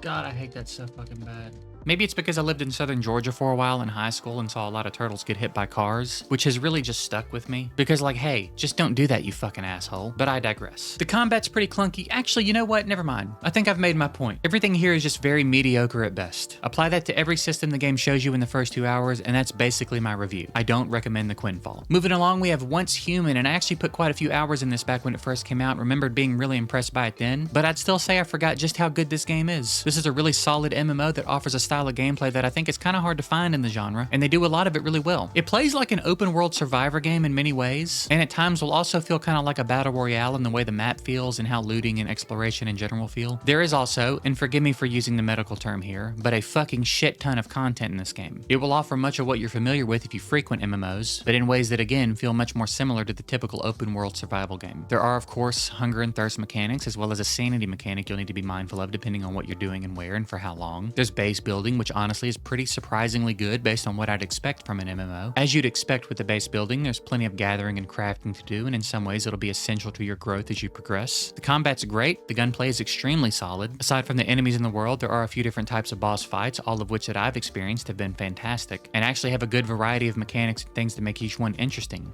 It's not just shoot the big thing till it dies every time. There are different phases for some of them, attack patterns to use, mechanics to use to your advantage. Like with this boss, if you pop one of these seeds at the right time, it creates a dome where you're safe from this insane beam attack that I kept dying to. Different bosses and enemy types will also have different weaknesses you can exploit as you collect more weapons and mods, as well as ammo types and throwables. Speaking of weapons, there are a lot of different classes of weapon for you to lean into, as well as plenty of skins and cosmetics for each, and you will really feel the difference from one type of gun to another. As I said, the gunplay will definitely exceed your expectations. You have these things called deviations, which are essentially pets that not only offer bonuses to you, but can be summoned to fight alongside you, and there are plenty to discover and try to catch. Aside from whichever one you decide to keep in your backpack to use, you'll find different ones to keep at your base that you can do a variety of different things to benefit you, like gather nearby resources, for example, and they all have different strengths and specialties and perks, so hunting for the right ones can get pretty interesting. You'll unlock your motorcycle after a few main quests, and the driving is also unexpectedly good. It's not anything to write home about, but as with most of the other systems in the game, if you sort of imagined what you think driving a motorcycle in an MMO would be like, this is probably better than what you'd be imagining. There's dynamic weather, and the world itself looks really good and has plenty to explore and engage with. You have a few different skill trees to work through, whether it be to unlock new things to build, or different passives to equip for whatever you're trying to accomplish. Partying up with randoms or friends is easy, and there's plenty to do around the map to keep you entertained, whether you're in a group or not. I remember the first time I played this, I came in with pretty low expectations, and it kind of blew me away, honestly. And this time was no different. You'll notice in the footage there are Christmas lights on the trees and decorations around the map as well, so the devs are pretty active and involved. There were also several different items I collected that were holiday themed. This game has a level of quality and polish that's pretty refreshing for the genre, and if you're someone who likes shooters or open world survival games and you're looking for a new MMO to check out, I can't imagine Once Human would leave you wanting for anything. I highly recommend it. Next we have Final Fantasy XIV, and this was the game I was most excited to play for this video. I actually don't even really know why I've never played it. I'm a big fan of Final Fantasy in general, with 7 being in a tight race with Diablo 2 for my favorite game of all time. And I also have friends that have been playing Final Fantasy XIV for years. For whatever reason, I've just never loaded it up until now, and I have to say, I'm not sure I ever had an MMO make such a good impression on me in just 2 hours of gameplay. This game feels incredible to play in just about every way, and from pretty much every direction. I was thoroughly impressed. The story even has my attention, which is a rare accomplishment for an MMO, as we've mentioned. You'll start with a very solid character creator. I didn't spend a ton of time here, but I did quickly throw together what I thought was a pretty good generic-looking Final Fantasy protagonist. The movement here is a little bit different than what I'm used to, but it didn't take long to adjust, and when I did, I really liked it. This is where you first get a good feel for just how good it feels to play this game. Having A and D rotate the camera and Q and E being your strafe buttons is such a simple tweak, but it makes all the difference, and it frees up your mouse to do other things while you move. You can also hold left click to move the camera without changing which direction your character is moving, or hold right click to control them in a more traditional way. Everything in the UI can be moved around, including dialogue boxes, and it's all just very easy to do. I also get the sense this game would play very well on controller if you're not a mouse and keyboard fan. You can tell this game's been around for a while and has gotten a lot of attention because the quality of life that I experienced in just my 2 hours really puts most other MMOs I've played to shame. The questing system is solid and it's easy to differentiate between main quest and side quest, as well as all the different types of side quests. I obviously didn't unlock much in my time playing, but I saw some pretty cool looking characters and a few of them had different pets. I saw a beagle, a fat cat,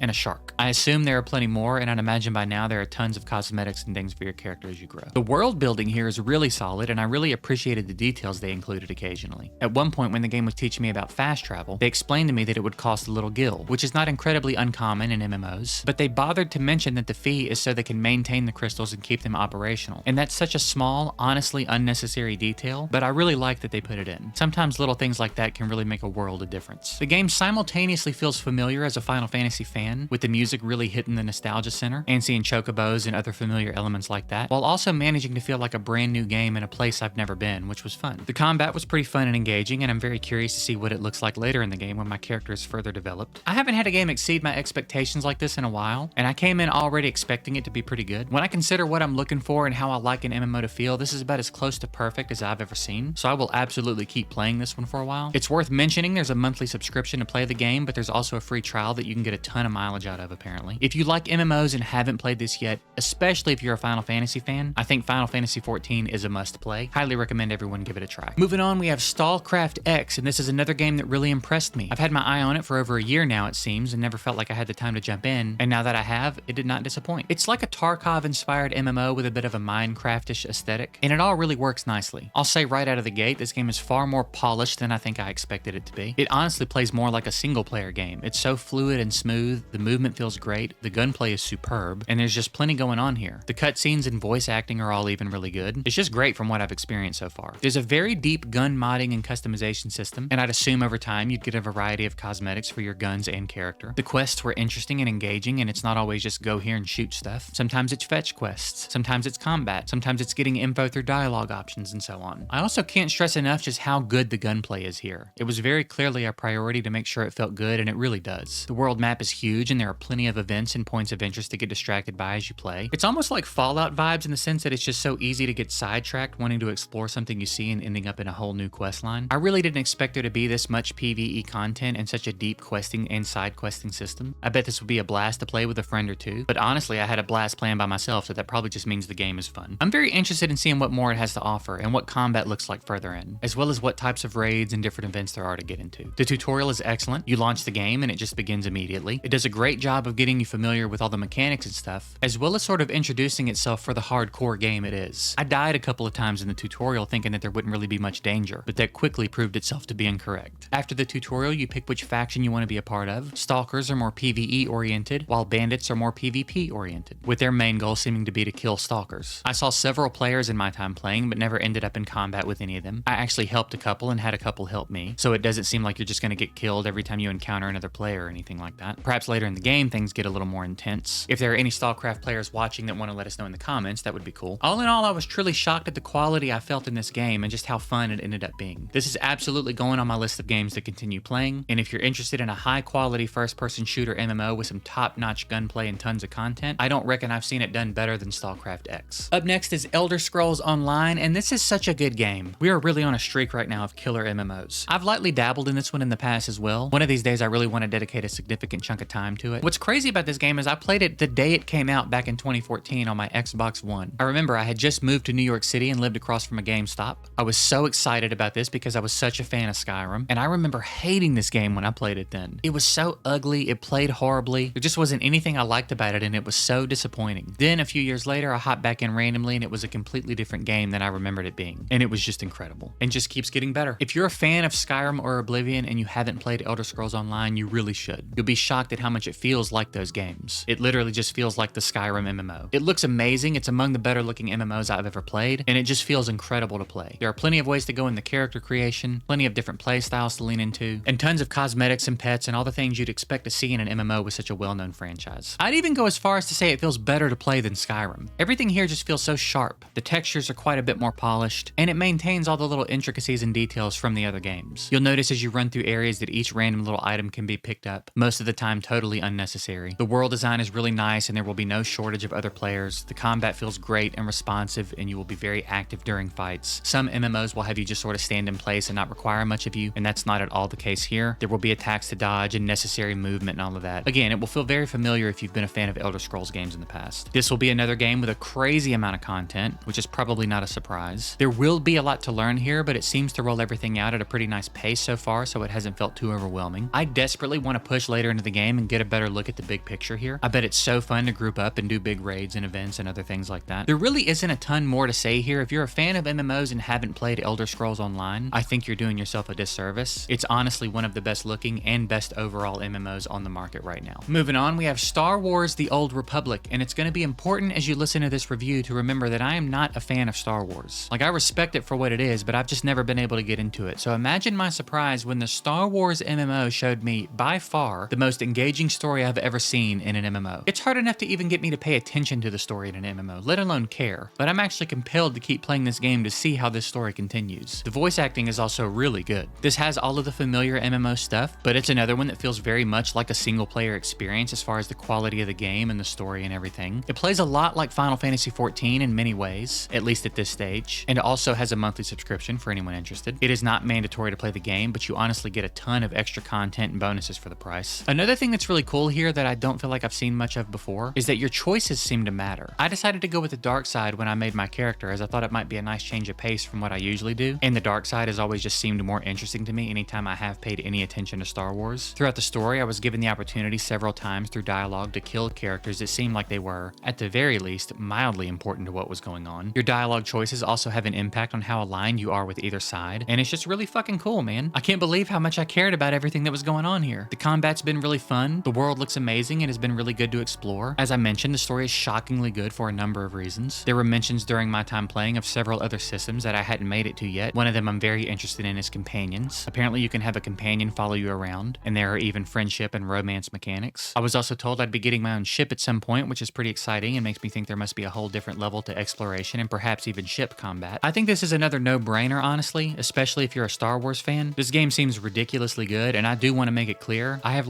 actively not liked Star Wars for a long time. It's not just that I've never bothered checking it out. I've tried and I don't like it. And I still think this is one of the best MMOs in this video, and it has by far the best story so far in my opinion. I can't believe I'm saying this, but I'm actually going to struggle between whether or not to keep playing this or Final Fantasy XIV. If you've never played Star Wars: The Old Republic, you should absolutely give it a try, no matter how you feel about Star Wars. Next is Lost Ark, another one I've known about forever and have never gotten around to, despite how good I've always thought it looked. And I have to say, it did not disappoint. I think this one seems like a really solid game and has some of the more fun combat of any MMOs I've played. I also think this is a great game for anyone that's new to MMOs. It's very easy to get the hang of, but there's still plenty to grow into and learn over time. It's also one of very few MMOs of this style that has a class that uses guns. I think that alone will probably attract a lot of people, and I decided to try it out as well simply because of how infrequently I've seen that in games like this. After choosing your main class, you pick another subclass of sorts that will further dictate your playstyle. So I went with a gunslinger, and then I went with a machinist, which specializes in SMGs and drones, and it was so much fun. The combat here is very solid, and I'm making a bit of an assumption here, but I get the impression based on my experience with the machinist that you will really significantly feel the difference from one class and specialization to another in how they play. I had a really good time learning this character and finding a good rotation with my skills and stuff. They were all really cool, and I found myself very interested in progressing and unlocking more. The skill tree is also dope. As you level up skills, you get to assign passives to each skill that make them stronger, whether that be through reduced cooldowns, more damage, extra buffs, etc. There's also a recommended skills button if you feel like you want some guidance on how to level up your skills, and this goes back to what I was saying about the game feeling approachable for new players. If you already know what you're doing, you can ignore all of that, but they have a few of these systems in place to attempt to keep newer players from feeling too overwhelmed, and I think they struck a great balance. The world itself looks pretty good. The world building is fantastic so far. The graphics themselves are good enough. All of the familiar systems are here, with you unlocking your first mount pretty early on, activating fast travel points as you progress, and seeing glimpses of things like pets and card collecting and different skills to engage with. There seems to be plenty of content here to satisfy players of all kinds. This is definitely among my favorites from the whole video, and it happens to be free. So I think it's perfect for anyone that's looking to get started in MMOs, as well as any fairly seasoned players who haven't tried it yet. Lost Ark really impressed me, and I will certainly continue to play it for a bit and see if it hooks me long term. Moving along, we have Myth of Empires, and this one was an interesting experience. I had never heard of it, but came across it looking for games for the video, and thought it looked pretty interesting. You know how sometimes you can immediately feel like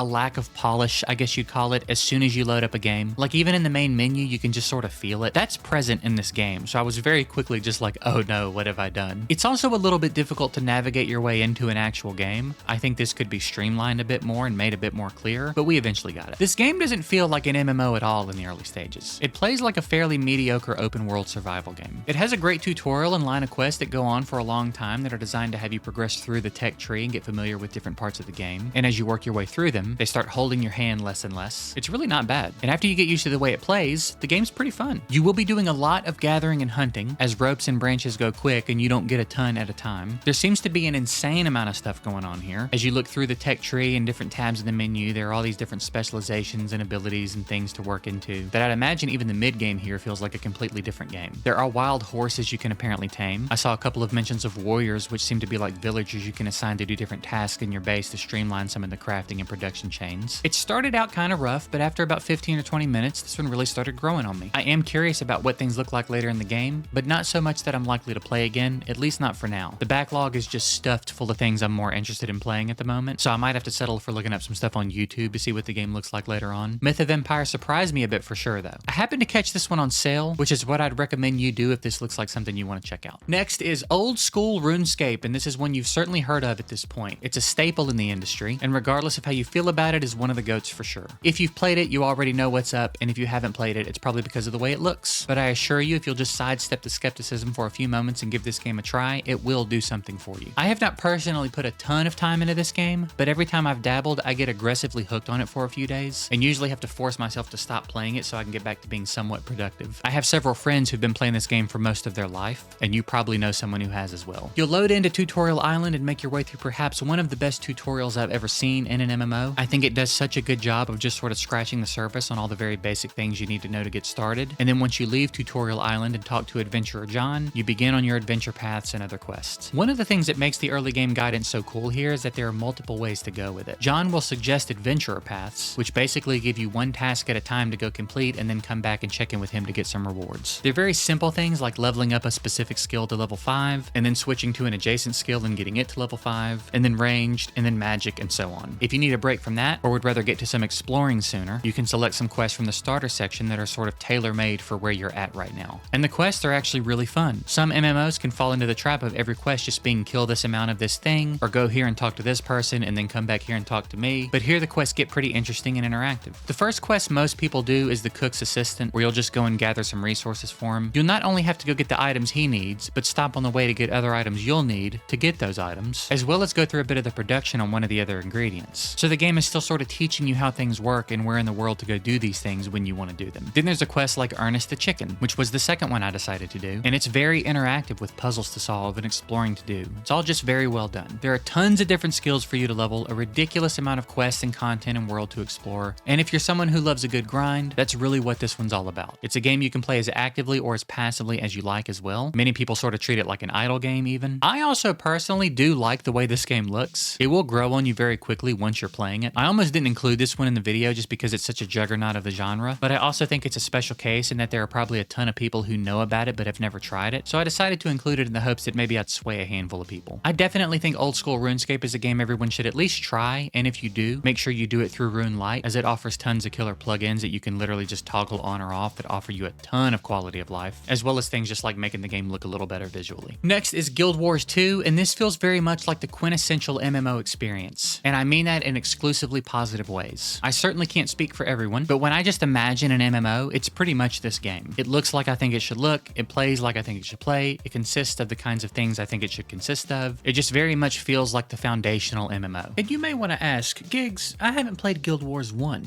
Will I know what's going on in Guild Wars 2? And to that I'm gonna say shut up. Shut up, that's not funny. That's not funny.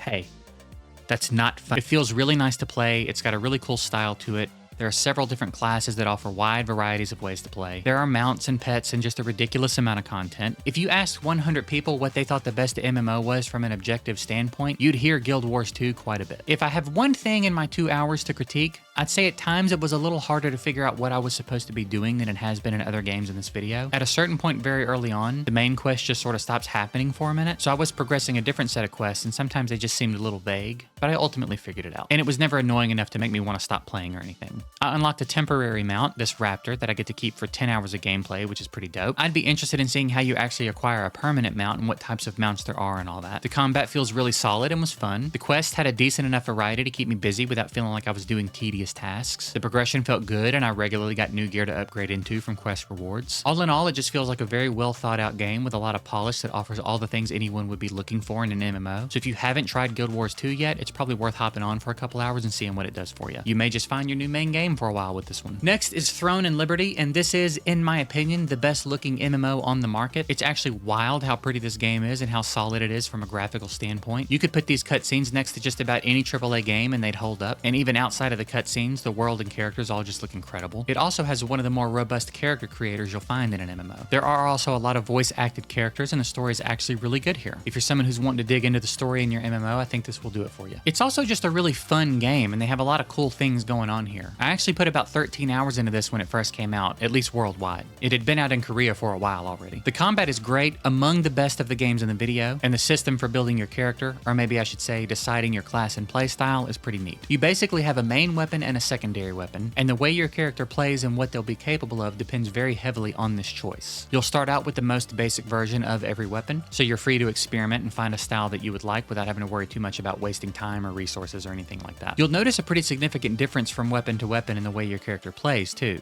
so you should be able to find something to settle into that works for you. Throne in Liberty has one of the more fun and concise tutorials I think I've seen in an MMO, ending with a pretty awesome boss fight. Once you're out of the tutorial, it will start to ease you in with a lot of familiar early game MMO type quests and teach you about navigating the map and crafting and all the things you'll need to know. Their approach to mounts is pretty cool here in the sense that you just morph into all your mounts. You have a land, air, and water morph, and you can transition in and out of all of them seamlessly, and all of which have a huge variety of skins to unlock and or purchase, and they look awesome. I can't overstate just how gorgeous this world is. It's one of very few games where I will actually skip fast traveling sometimes just so I can run through it and enjoy the scenery. This world just feels so good to exist in. This game does feel like it gets a bit more complicated quite a bit faster than other MMOs. Learning the ins and outs of the weapon system, knowing which skills to invest in or even use, the different currencies and crafting mechanics, it can all start to feel a little overwhelming, so this is one you'll probably be looking up some guides on, but it's thankfully fun enough to justify the extra effort required in learning everything in my opinion. I think Throne in Liberty is the best looking MMO by far and one of the more fun ones I've ever played, so I'd absolutely recommend it. And next we have Fallout 76, and if you've watched enough of my videos, you've probably heard me mention what a big fan of Fallout I am, particularly New Vegas, so you can imagine how excited I was when this game came out. It did not have a great launch for several reasons, and as a result, I did not play it very long. Since then, they've been pretty aggressively working on the game, and I have dabbled here and there over the years. It's really come a long way since the beginning, and now I'd say it's a really solid game. It will be a very familiar experience if you're a fan of Fallout, and in many ways just feels like another game in the series. All of the familiar systems are here, you have a big open world to explore with tons of side quests and random POIs to keep you plenty distracted on your way to your main quest marker. Like I said, it's just Fallout, except you can play with your friends or randoms and see other people doing their thing in the world. There are times you'll sort of forget you're playing an MMO and then another player will run across your screen and you'll be like, oh yeah. There is base building and world events. You can engage in PvP or team up with groups to do raid style content. There's plenty here, but I can't help feeling like they really missed a lot of opportunities with this game. I would have loved to see some more of the traditional MMO tropes here in addition to how well they've maintained the integrity of the Fallout experience at this point. As far as I know, there are no pets aside from the ones that stay in your camp. I don't believe there are any mounts of any kind. I don't think there are companions, at least not in the way we're all familiar with the companions in Fallout. I think a purely player-driven economy, something more along the lines of Albion Online, would have been incredible here and given people a lot more room to play in different ways. I think not having the Mojave as a location to travel to at some point, or even as an expansion, is a huge missed opportunity. Not only would it aggressively hit the nostalgia for so many players, but having the New Vegas Strip as your functioning casino would have been really cool. The Atlantic City update looks fine and all, but I'm definitely biased as a New Vegas fan. To be clear, I still think the game is really good. It's a great Fallout game. I do still really like it a lot. If you're a Fallout fan and you've let the negative press keep you away from this one, or perhaps you played it early on and never revisited because of how bad the launch was, I think Fallout 76 is more than worth a play now. Puzzle games. Puzzle games will, perhaps faster than any other type of game, allow you to get down into your core and find out who you really are. Are you as smart as you think you are? Do you actually have any problem-solving skills? How long will you try before you're willing to cheat, if you even bother trying at all? Puzzle games really hold the mirror up and force you to look at yourself, and you might not always like what you see, but that's the beauty of it all. I'm someone who has always enjoyed it when a game presents me with a puzzle to solve, but I have oddly enough never specifically sought out puzzle games for the sake of playing a puzzle game. And one of the things I learned while making this video is that I've really been missing out. The quality of the games I'm covering today is unbelievable, and I have never even heard about most of them before I started putting this video together. I have absolutely fallen in love with the puzzle game genre, and I'm really excited at the thought of someone else discovering this about themselves as well through this video. I played 20 puzzle games for 2 hours each to find the best ones. We'll kick things off with Blueprints, and I figured we'd start here seeing as this game had the most hype I've ever seen for a puzzle game. Back when it first came out, it was all over my For You page on TikTok. I had people asking me about it during streams. There was a lot of buzz for this one. It felt like everyone was talking about it for a little bit. I've definitely been curious, but never enough to buy it, and I thankfully never really consumed any content about the actual gameplay, so I got to come in totally blind. It is definitely fun. I can see why people are so into this. It's got a really interesting concept, and there's a lot going on. The game will suggest that you actually take physical notes as you're making your way through whenever you see anything that seems seems like it could be relevant, which I imagine will start to come into play the longer you're in the game. I don't want to say too much about how the game works because I think part of the fun is learning as you go, but I'll explain the very initial concept that it explains to you in the very beginning. You're trying to navigate from the entrance of this big mansion back to the antechamber. You'll begin this process by opening one of the 3 doors in the entrance area, and then drafting one of the 3 rooms you're randomly given to choose from. Each type of room, of which there seem to be quite a few, has its own layout and characteristics, so you'll want to be mindful of what kind of path you're laying out for yourself and making sure you're giving yourself a door that goes in the direction you need it to. There are also keys, gems, and coins to collect, as well as different items that offer different perks once you have them. You have a finite amount of steps that are consumed one at a time every time you exit one room and enter the next, even if you've entered that room before, and once you're out of steps, or once you feel like there's no more progress to make for the day, you'll end the day. The kicker here is that when the new day begins, the floor plan is reset, all of your items and currencies are taken from you, and you basically start over from square one, and you'll only be working with what you've learned about the house up to that point, and that's where your notes are going to come in handy. I very clearly only scratched the surface on this one, but I definitely understand why everybody loves it so much. I was very much engaged, and the 2 hours flew by, and there were times I felt like I got very close to the antechamber despite probably actually being miles away from actually getting there. If you're looking for a really fun and engaging puzzle game that offers something fresh and different, Blueprints is definitely that, and it feels like a ton of attention and detail were put in here. I'd highly recommend it. Next is Killer Frequency, and this one was so cool. I loved my time here. It's such a cool idea for a game, and they really did a good job in the execution. It's a bit of a horror, story-driven puzzle game set in the 80s, and the puzzles are mostly in the way that you navigate the phone calls you receive while working at the radio station, at least in the first 2 hours. I'm gonna be as vague as possible here while telling you what's going on because honestly, the less you know, the more fun it is in my opinion. But basically, this radio station is in a very small town, and there's a serial killer on the loose. The 911 calls have been forwarded to your station for reasons I'll let you find out on your own, and you'll get calls from people who are in one way or another in danger of being the next victim, and you have to guide them to survival through dialogue options. There's a lot more to it than that, but again, I think the less you know going in, the more fun it'll be to find out. The game looks really nice, the voice acting is great, and the writing is really good. The controls are solid, and the game just feels very polished all around. Bonus points for nailing the 80s vibes. This was such an easy 2 hours, and I'm honestly excited to get back in and finish the whole game. Also random, but when I got this screen telling me it was 1:49 in the morning, it was exactly at 1 hour and 49 minutes of my recording, to the second. Killer Frequency is a fantastic play so far, I highly recommend it, and I can't wait to finish it. Next up is Tangled Crisis, and this one's pretty dope as like an arcade game. I played this one with a controller, as that's what it recommends. It's another one that has some older school vibes to it, and while it is fun, there isn't a bunch of content here. To be fair, it's very inexpensive, so I'd say it's definitely worth the price, as the replayability is definitely here. It's also a great brain exercise, as it's making you keep up with a lot of things at once, and under a pretty serious time crunch. In its simplest form, the goal is to get your little orb through the stage to the green star. There are a bunch of optional things to collect throughout the stages to boost your points and add time to your timer. You have a dash ability that gets you safely through anything red, and a phasing ability that gets you through any walls or blocks with a bit of a glow to them, and the stages get progressively harder as you go until there's a pretty intense difficulty spike. A few things make this more difficult than it looks initially. First, you can see the entire stage until the first time you move, and then you have to rely on your little light radius to get around. So basically, you need to memorize as much of the stage as you can and which route you want to try to take before you move at all. What makes the later stages particularly difficult is that you start having to go through portals to access different parts of the stage on different TV screens, but every screen goes dark the first time you move, so remembering everything is pretty tough in addition to all of the hazards and obstacles and platforms and all that. It's honestly really fun. It's a dope little challenge, and if you like the idea of speed running or 100%ing or trying to get on the leaderboard, you'll probably be into this. There's a challenge mode that you can beat, and then your score is tallied, and then there's an arcade mode that is endless as long as you can stay alive, and it's hard as hell. I'd say if you like what you see here, Tangled Crisis is something you're going to enjoy. It's exactly what it's presenting itself to be. I managed to get top 5 on the leaderboards in challenge mode, so if you decide to play this, come let me know when you beat my score. Moving along, we have Is This Seat Taken? And I've known about this one for a little bit, but I've never really looked into it, and it's so good. I like everything about it. It's got a really well done, cute little art style, the concept is good, the way the difficulty scales is great, and it has so much more character to it than you might be expecting. The basic idea here is that you're trying to seat everyone in a spot they'll be happy with. It starts out fairly simple to give you an idea of what you're doing and the types of problems you'll be solving as you go, and has one of the smoother difficulty curves I think I've ever seen. You'll have people who prefer window seats or want to be facing certain directions. You'll have people who haven't showered or are wearing too much cologne, and then others who hate bad smells or strong smells altogether. And then you'll have assholes like Wyatt who didn't shower but also hate bad smells. Take your little stanky booty ass back home then and put some soap on that putrid body, Wyatt. The levels are all really creative and cool and get bigger and more interesting as you progress. It does also start to get pretty difficult. I wasn't even halfway through the stages, and there was a handful of times in the last 30 minutes or so where I really had to work some stuff out to get everyone seated. There's also a little storyline to follow with a few recurring characters you'll see as you make your way through the game, and it's all just really cute and surprisingly fun. This was another one where the 2 hours flew by, and this will definitely be a game I revisit occasionally until I've beaten it. It's a nice, chill play that'll get your brain working after you progress a bit. So if you're someone who likes the idea of a cozy little puzzle game with some characters you'll find yourself getting a little invested in, Is This Seat Taken is a fantastic option. Next is Poly Bridge 3, and I loved the first Poly Bridge game. I played it quite a bit years and years ago, so I was pretty excited to see this one pop up while I was browsing Steam. Apparently they've been going strong this whole time because we're up to the third game, and it's just so good. It was really fun to play this again. They just continue to add to the concept in ways that make it so interesting. I love the problem solving here. You're trying to build a bridge that will support a particular vehicle well enough to let it cross safely, and you have a budget to stay within on each stage. The tutorial here is excellent. It does a great job of introducing what the game is, and as it rolls out new mechanics, it really strikes a good balance of hand holding but also letting you figure it out. The difficulty curve is solid. You will occasionally hit a stage where you just have no idea what it wants you to do. As aggressively as this game can stump me sometimes, it's never aggravating in the slightest. I always have such a good time trying to figure this stuff out. It's so engaging for me. There is a bunch of content here, and the potential and the complexity of the stages later on really shows here, as even in the first couple of worlds, you'll be getting into some really involved systems. One example is that in addition to building drawbridges, you'll have to start setting your drawbridges to either activate or do nothing for each segment of movement in a stage, as there's an order of operations of sorts you're shown for each stage, and you have to set everything up accordingly. It can feel a little overwhelming in a good way, and as I said, this is all still very early in the game, so I can't even imagine what's going on in the later stages. The budget mechanic for each stage is also really fun, as when you're done, you get to see where you placed on the leaderboard, and basically the less money you spend, the higher you rank. It can be good motivation to go back and redo a stage to see how much you can improve, and the high scores can sort of indicate what's possible to you. It's a cool system. I actually can't fathom sometimes how people are doing some of these stages for so little money, but perhaps that's why I'm a YouTuber and not a bridge builder. If you like the idea of complex puzzles with a lot of steps and problem solving, Poly Bridge 3 is excellent for that. I love it, and it's one I will definitely be keeping installed after the video. Highly recommend. Next is Tetris Effect Connected, and I've loved Tetris pretty much since I started playing video games when I was very young, and have semi-consistently revisited it in one way or another throughout my entire life. As much as I love it, it took me a while to purchase this Tetris game because I always thought it just seemed a little overpriced, especially with so many other free and easily accessible ways to play Tetris. But I finally did buy it, and I have to say it was more than worth it for me. It does offer quite a bit of content and some pretty cool stuff in addition to just the Tetris, so let's talk about it. First, I think we have to talk about the visual and audio elements, as that's sort of the game's big sales pitch. They're just incredible, man. And the way they complement the gameplay is so cool. And it's also VR supported, and that's also awesome. If you start out with Journey mode, you'll work your way through stages that get progressively more difficult, but it also sort of weaves you in and out of higher difficulty as you go. Each level is actually a series of several levels that you'll play in sequence, and each one has visual effects and sounds to complement. And your tetraminos will also change with each stage as well. It's pretty cool. Some stages actually play music that is determined by how you're playing the game. It will find rhythms based on the way you move your pieces and when you slam and things like that. It's really neat. As you progress, the stages will get harder in a few ways, sometimes by just speeding things up, or others by starting the stage with a bunch of junk you have to clear. And it's a really cool experience as you go through. If you ever want to use it, there's a theater mode that lets you just watch the levels without having to play the game if you ever wanted to get a better look at what was going on in the background. In addition to Journey mode, there are quite a few other game modes that should satisfy whatever vibe you're after at any given time. There's marathon mode, classic mode, no fail mode, tons of different challenge levels, playlists with themes if you find yourself liking certain types of levels more than others. And then there's also multiplayer. Journey mode also has 3 difficulty levels as well as a practice mode, so even if you're a beginner to Tetris, you can still hop in and enjoy things while you're learning how to play. I know the price tag seems a little high here for Tetris, but if you're a fan, I really do think it's worth it. I've never regretted the purchase for a second. If you are newer to Tetris and unsure how you feel about it, it's probably worth just finding it in a browser or getting Tetris 99 if you have a Switch and playing it for a bit to see how you feel about it. But for anyone that is a fan of Tetris already, I think Tetris Effect Connected is worth a buy. Next is Snufkin Melody of Moomin Valley, and I really loved this game. It's a pretty heavily story-driven game with some light puzzle solving and a lot of exploration. You are Snufkin, and you're basically trying to save your friend and the forest from the park keeper, who is trying to destroy it all. It's a very cute game, tons of character in the writing, and I'm in love with the art style. It also made me genuinely laugh a few times. It has some fantastic music. You'll realize pretty early on that a lot of passion was put into this game. As you explore, you'll encounter a bunch of different characters and learn a little bit more about who you are and what you do. You start with a harmonica, and certain creatures and areas are affected by it when you play, and you'll unlock more instruments as you progress that do different things and allow you to accomplish more. As I said, the puzzle solving is pretty light, but it's not boring. It's just not particularly challenging, at least in the first 2 hours. Everything I had to do was pretty clear, but I enjoyed doing all of it. This could probably just as easily have gone in one of my cozy games videos. It's a very nice, relaxing play. There's no combat or danger. Some areas have been turned into parks already, and it's your job to go in and remove all of the signs usually. Sometimes it's a different task, but more often than not, it's just remove the signs. Doing so destroys the park and sends the officers somewhere else, and these are pretty pretty fun. They present themselves in a few different ways, most commonly so far being a bit of a stealth puzzle game. You have to make your way through without being seen and sometimes figure out how to distract the guards to get certain signs or new areas. Sometimes there's a key to find, stuff like that. These areas are what has probably presented the most challenge so far, but still none of them are very hard. There's a bit of DLC for this one, which is exciting. I'm 100% gonna finish this game. I just love everything about it, so I'll say I highly recommend Snufkin Melody of Moomin Valley. Up next is Lorelei and the Laser Eyes, and this one feels like the big leagues of puzzle games, and it's exceptionally well done. It has a really cool style to it in every sense of the word. It also recommends you play with a controller, which I am also going to recommend. I tried mouse and keyboard and was not loving that, despite almost always preferring mouse and keyboard. This game wastes no time showing you what's up, and you will very quickly realize you are going to need to think outside the box to solve these puzzles. I saw a really wide variety of puzzles in just my 2 hours with a lot of extracurricular content as well. There are extra things to discover, collectibles, shortcuts to find and solve, and more, none of which are necessary to finish the game apparently. Oh, also it lets you pet the dog, and we always give bonus points for that on this channel. I did make a little bit of progress, but I feel like I was left stumped by more than I solved. I don't know how true that is, but it certainly felt that way. The game has an interesting tone and feel to it, almost like at any minute it could turn into a horror game. The controls will take a little bit of getting used to, even on a controller. There's no back button. Basically every button on your controller is the action button, so you will always have to navigate back to the X to close a menu, or try to open a lock even if you know the code is wrong to get out of it, stuff like that. It would have been nice to have a back button, but honestly it's not a huge deal, and you're going to spend so much time deep in thought about what you're doing you might not even notice it. Another cool thing is that one of your menu options is her photographic memory, which allows you to access any documents and other things you've seen and interacted with. It does seem like there will still occasionally be things you're going to want to actually write down in real life, but most of what she sees in the game you can access through this menu. You will definitely need some solid attention to detail for this game. This is probably some of the more interesting and challenging puzzle solving I've seen in a video game, so if you're a fan of puzzle games or just someone who is interested in one that will definitely make you think creatively, Lorelei and the Laser Eyes is about as good a game as I've ever seen for that. Moving on, we have Chance of Sinar, and holy cow, I absolutely loved this game. It's so creative. It's also beautiful. I really love this art style and the overall design of the game. They also let you pet the cat, so they really just didn't miss it all here. The puzzle solving in this game is top notch and offers a lot of variety. One of the main systems in the game is that you will discover these glyphs that have certain meanings as you play, but you don't speak the language, so you don't know what they mean. There will be varying degrees of context for each glyph, and you can add a note for what you think the meaning is at any given time. It's incredibly easy to add or change your notes, and what's really cool is it'll fill in the blanks with whatever you have in your notes until you've solved its meaning. You'll do this by putting them in the appropriate place on each page when given the opportunity, and I just think this is so creative and cool, and I'm blown away at how well it's implemented. I feel like you have to walk such a fine line when trying to do something like this, because even slightly too far in either direction and you potentially ruin it. If it's too easy to figure out, it's boring, and if it's too hard to figure out, it gets tedious and borderline impossible. I think they nailed it. It's also so satisfying when you realize you were fully correct about something on your first guess. This system ties into everything else, but it's far from the only one in the game. There's plenty of exploration, as well as interactive puzzles to solve that sometimes involve the glyphs and other times don't. There are sneak mechanics that seem like they're going to get more important a little later on. There were puzzles I encountered that I still have no idea how to even approach, but I also had that happen early on and then a little bit later learned or found something that shed a little light on it and was able to go back and solve it. I think this is a brilliant game and one I will absolutely complete. I am hooked for sure. Chance of Sinar is absolutely one of the must-plays from the entire video. I very highly recommend it. Next is Mini Metro, and this one is dope. Feels like it would make a really good mobile game. I'm not sure why, but this game just wasn't clicking for me for the first hour or so.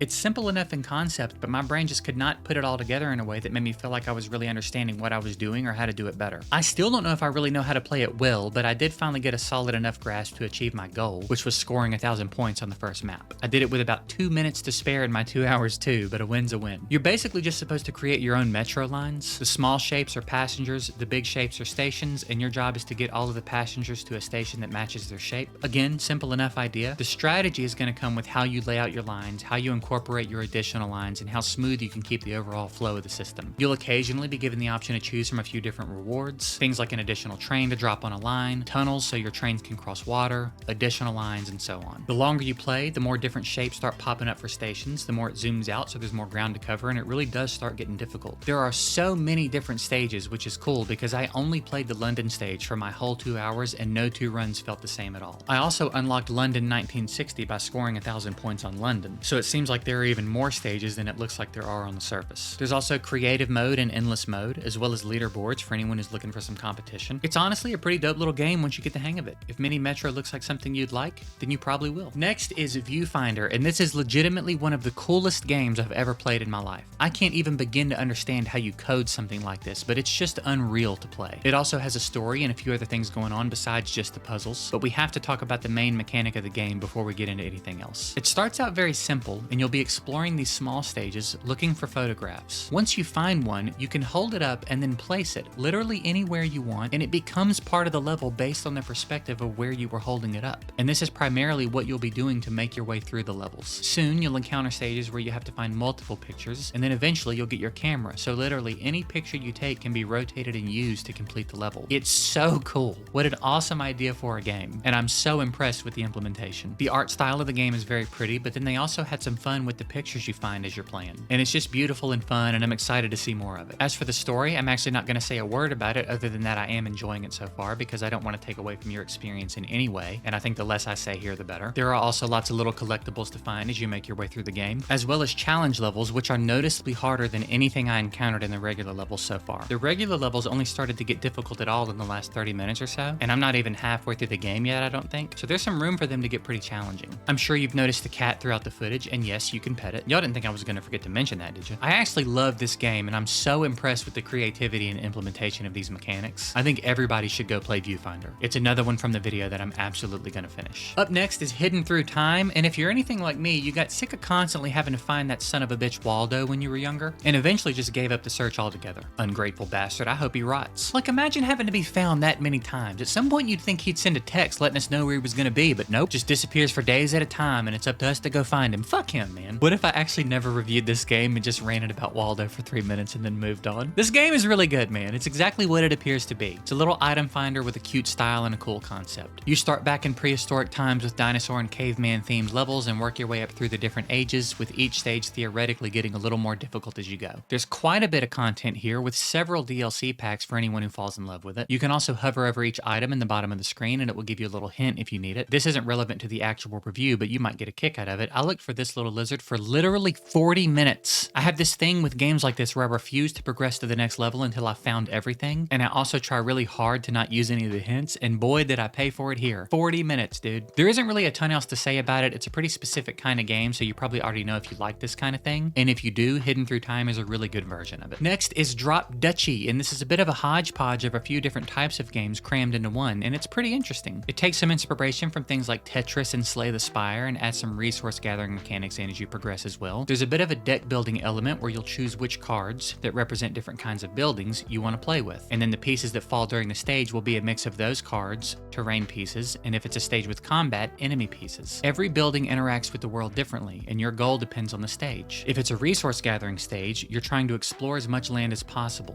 which you accomplish by completing lines all the way across, the same way you'd be trying to clear lines in Tetris. If it's a combat stage, it's to grow your army enough and prevent the enemy army from growing so that you're able to defeat them. The end combat is pretty interesting as well, as there's a bit of a rock, paper, scissors system for each unit, and choosing your attack order is actually pretty important. There seems to be quite a bit of content here, with several different factions to unlock, all with their own playstyles, a lot of different stages and difficulties and game modes. There's a lot going on here. I think it seems like a pretty solid game. I had an okay enough time playing it, but for some reason it never really hooked me. I don't even know why. I don't really have any clear-cut criticism for it. I think it's very creative, it feels very polished, everything seems very well implemented, it's a cool idea, it appears to be a solid game all around. I don't have any reason not to recommend Drop Duchy, so I'll say it's worth a shot if it looks interesting to you. Up next is Riven, and right off the bat, this is one of the most insane looking games I've ever played in my life. These graphics are out of this world. I get the impression they want you to play this game in VR, and I imagine that would be mind-blowing, because even without being in VR, it's stunning. When I start on my 20 VR games video, I'm definitely going to take a time out to revisit this. I can't get over how incredible this game looks. It's also a really cool puzzle-solving game, and if you're someone who enjoys being dropped in and not really given any context and just having to figure everything out as you go, this one is really well done in that sense. The combination of the amazing graphics and being left to your own devices here really makes you feel like you're in this game, and you are really going to have to pay attention to the details and try some things, because this is not an easy puzzle game. On one hand, I feel like I made a decent amount of progress, and on another hand, I have no idea how many puzzles I left half solved as I continued on. It seems like there's a bunch of stuff that I'm going to have to make my way back to at some point. The variety in the puzzles is very broad here. There doesn't seem to be any real template. They also really capitalized on these graphics because the environments here are outstanding. The amount of times I literally stopped in my tracks and said something out loud in real life was starting to get out of hand. It's like every new area stunned me all over again. It also teased quite a bit of lore and a storyline as well, but I didn't really uncover anything concrete in my 2 hours. This is one of the more unique experiences I think I've come across, and there's a lot here to like. Again, it's very much a wander around and mess with stuff until you get somewhere kind of game, at least in the beginning, but it's also really captivating and fun, and the way it teases you with information will make you curious about what the hell is actually going on here. I didn't know this until after playing, but this game is a remake of the original that came out in 1997 and is a sequel to Myst. Based on a quick bit of research, most people say you don't need to play Myst to understand or enjoy Riven, so do with that what you will. Either way, Riven is an absolutely beautiful game with some really intriguing and fun puzzle solving, with virtually no hand-holding at all. So if you like a good challenge or just want to wander around this gorgeous world, you will love Riven. And while I'm sure a VR headset would level up the experience, it's not necessary at all to enjoy. Next is Jusant, or if you want me to get real American about it,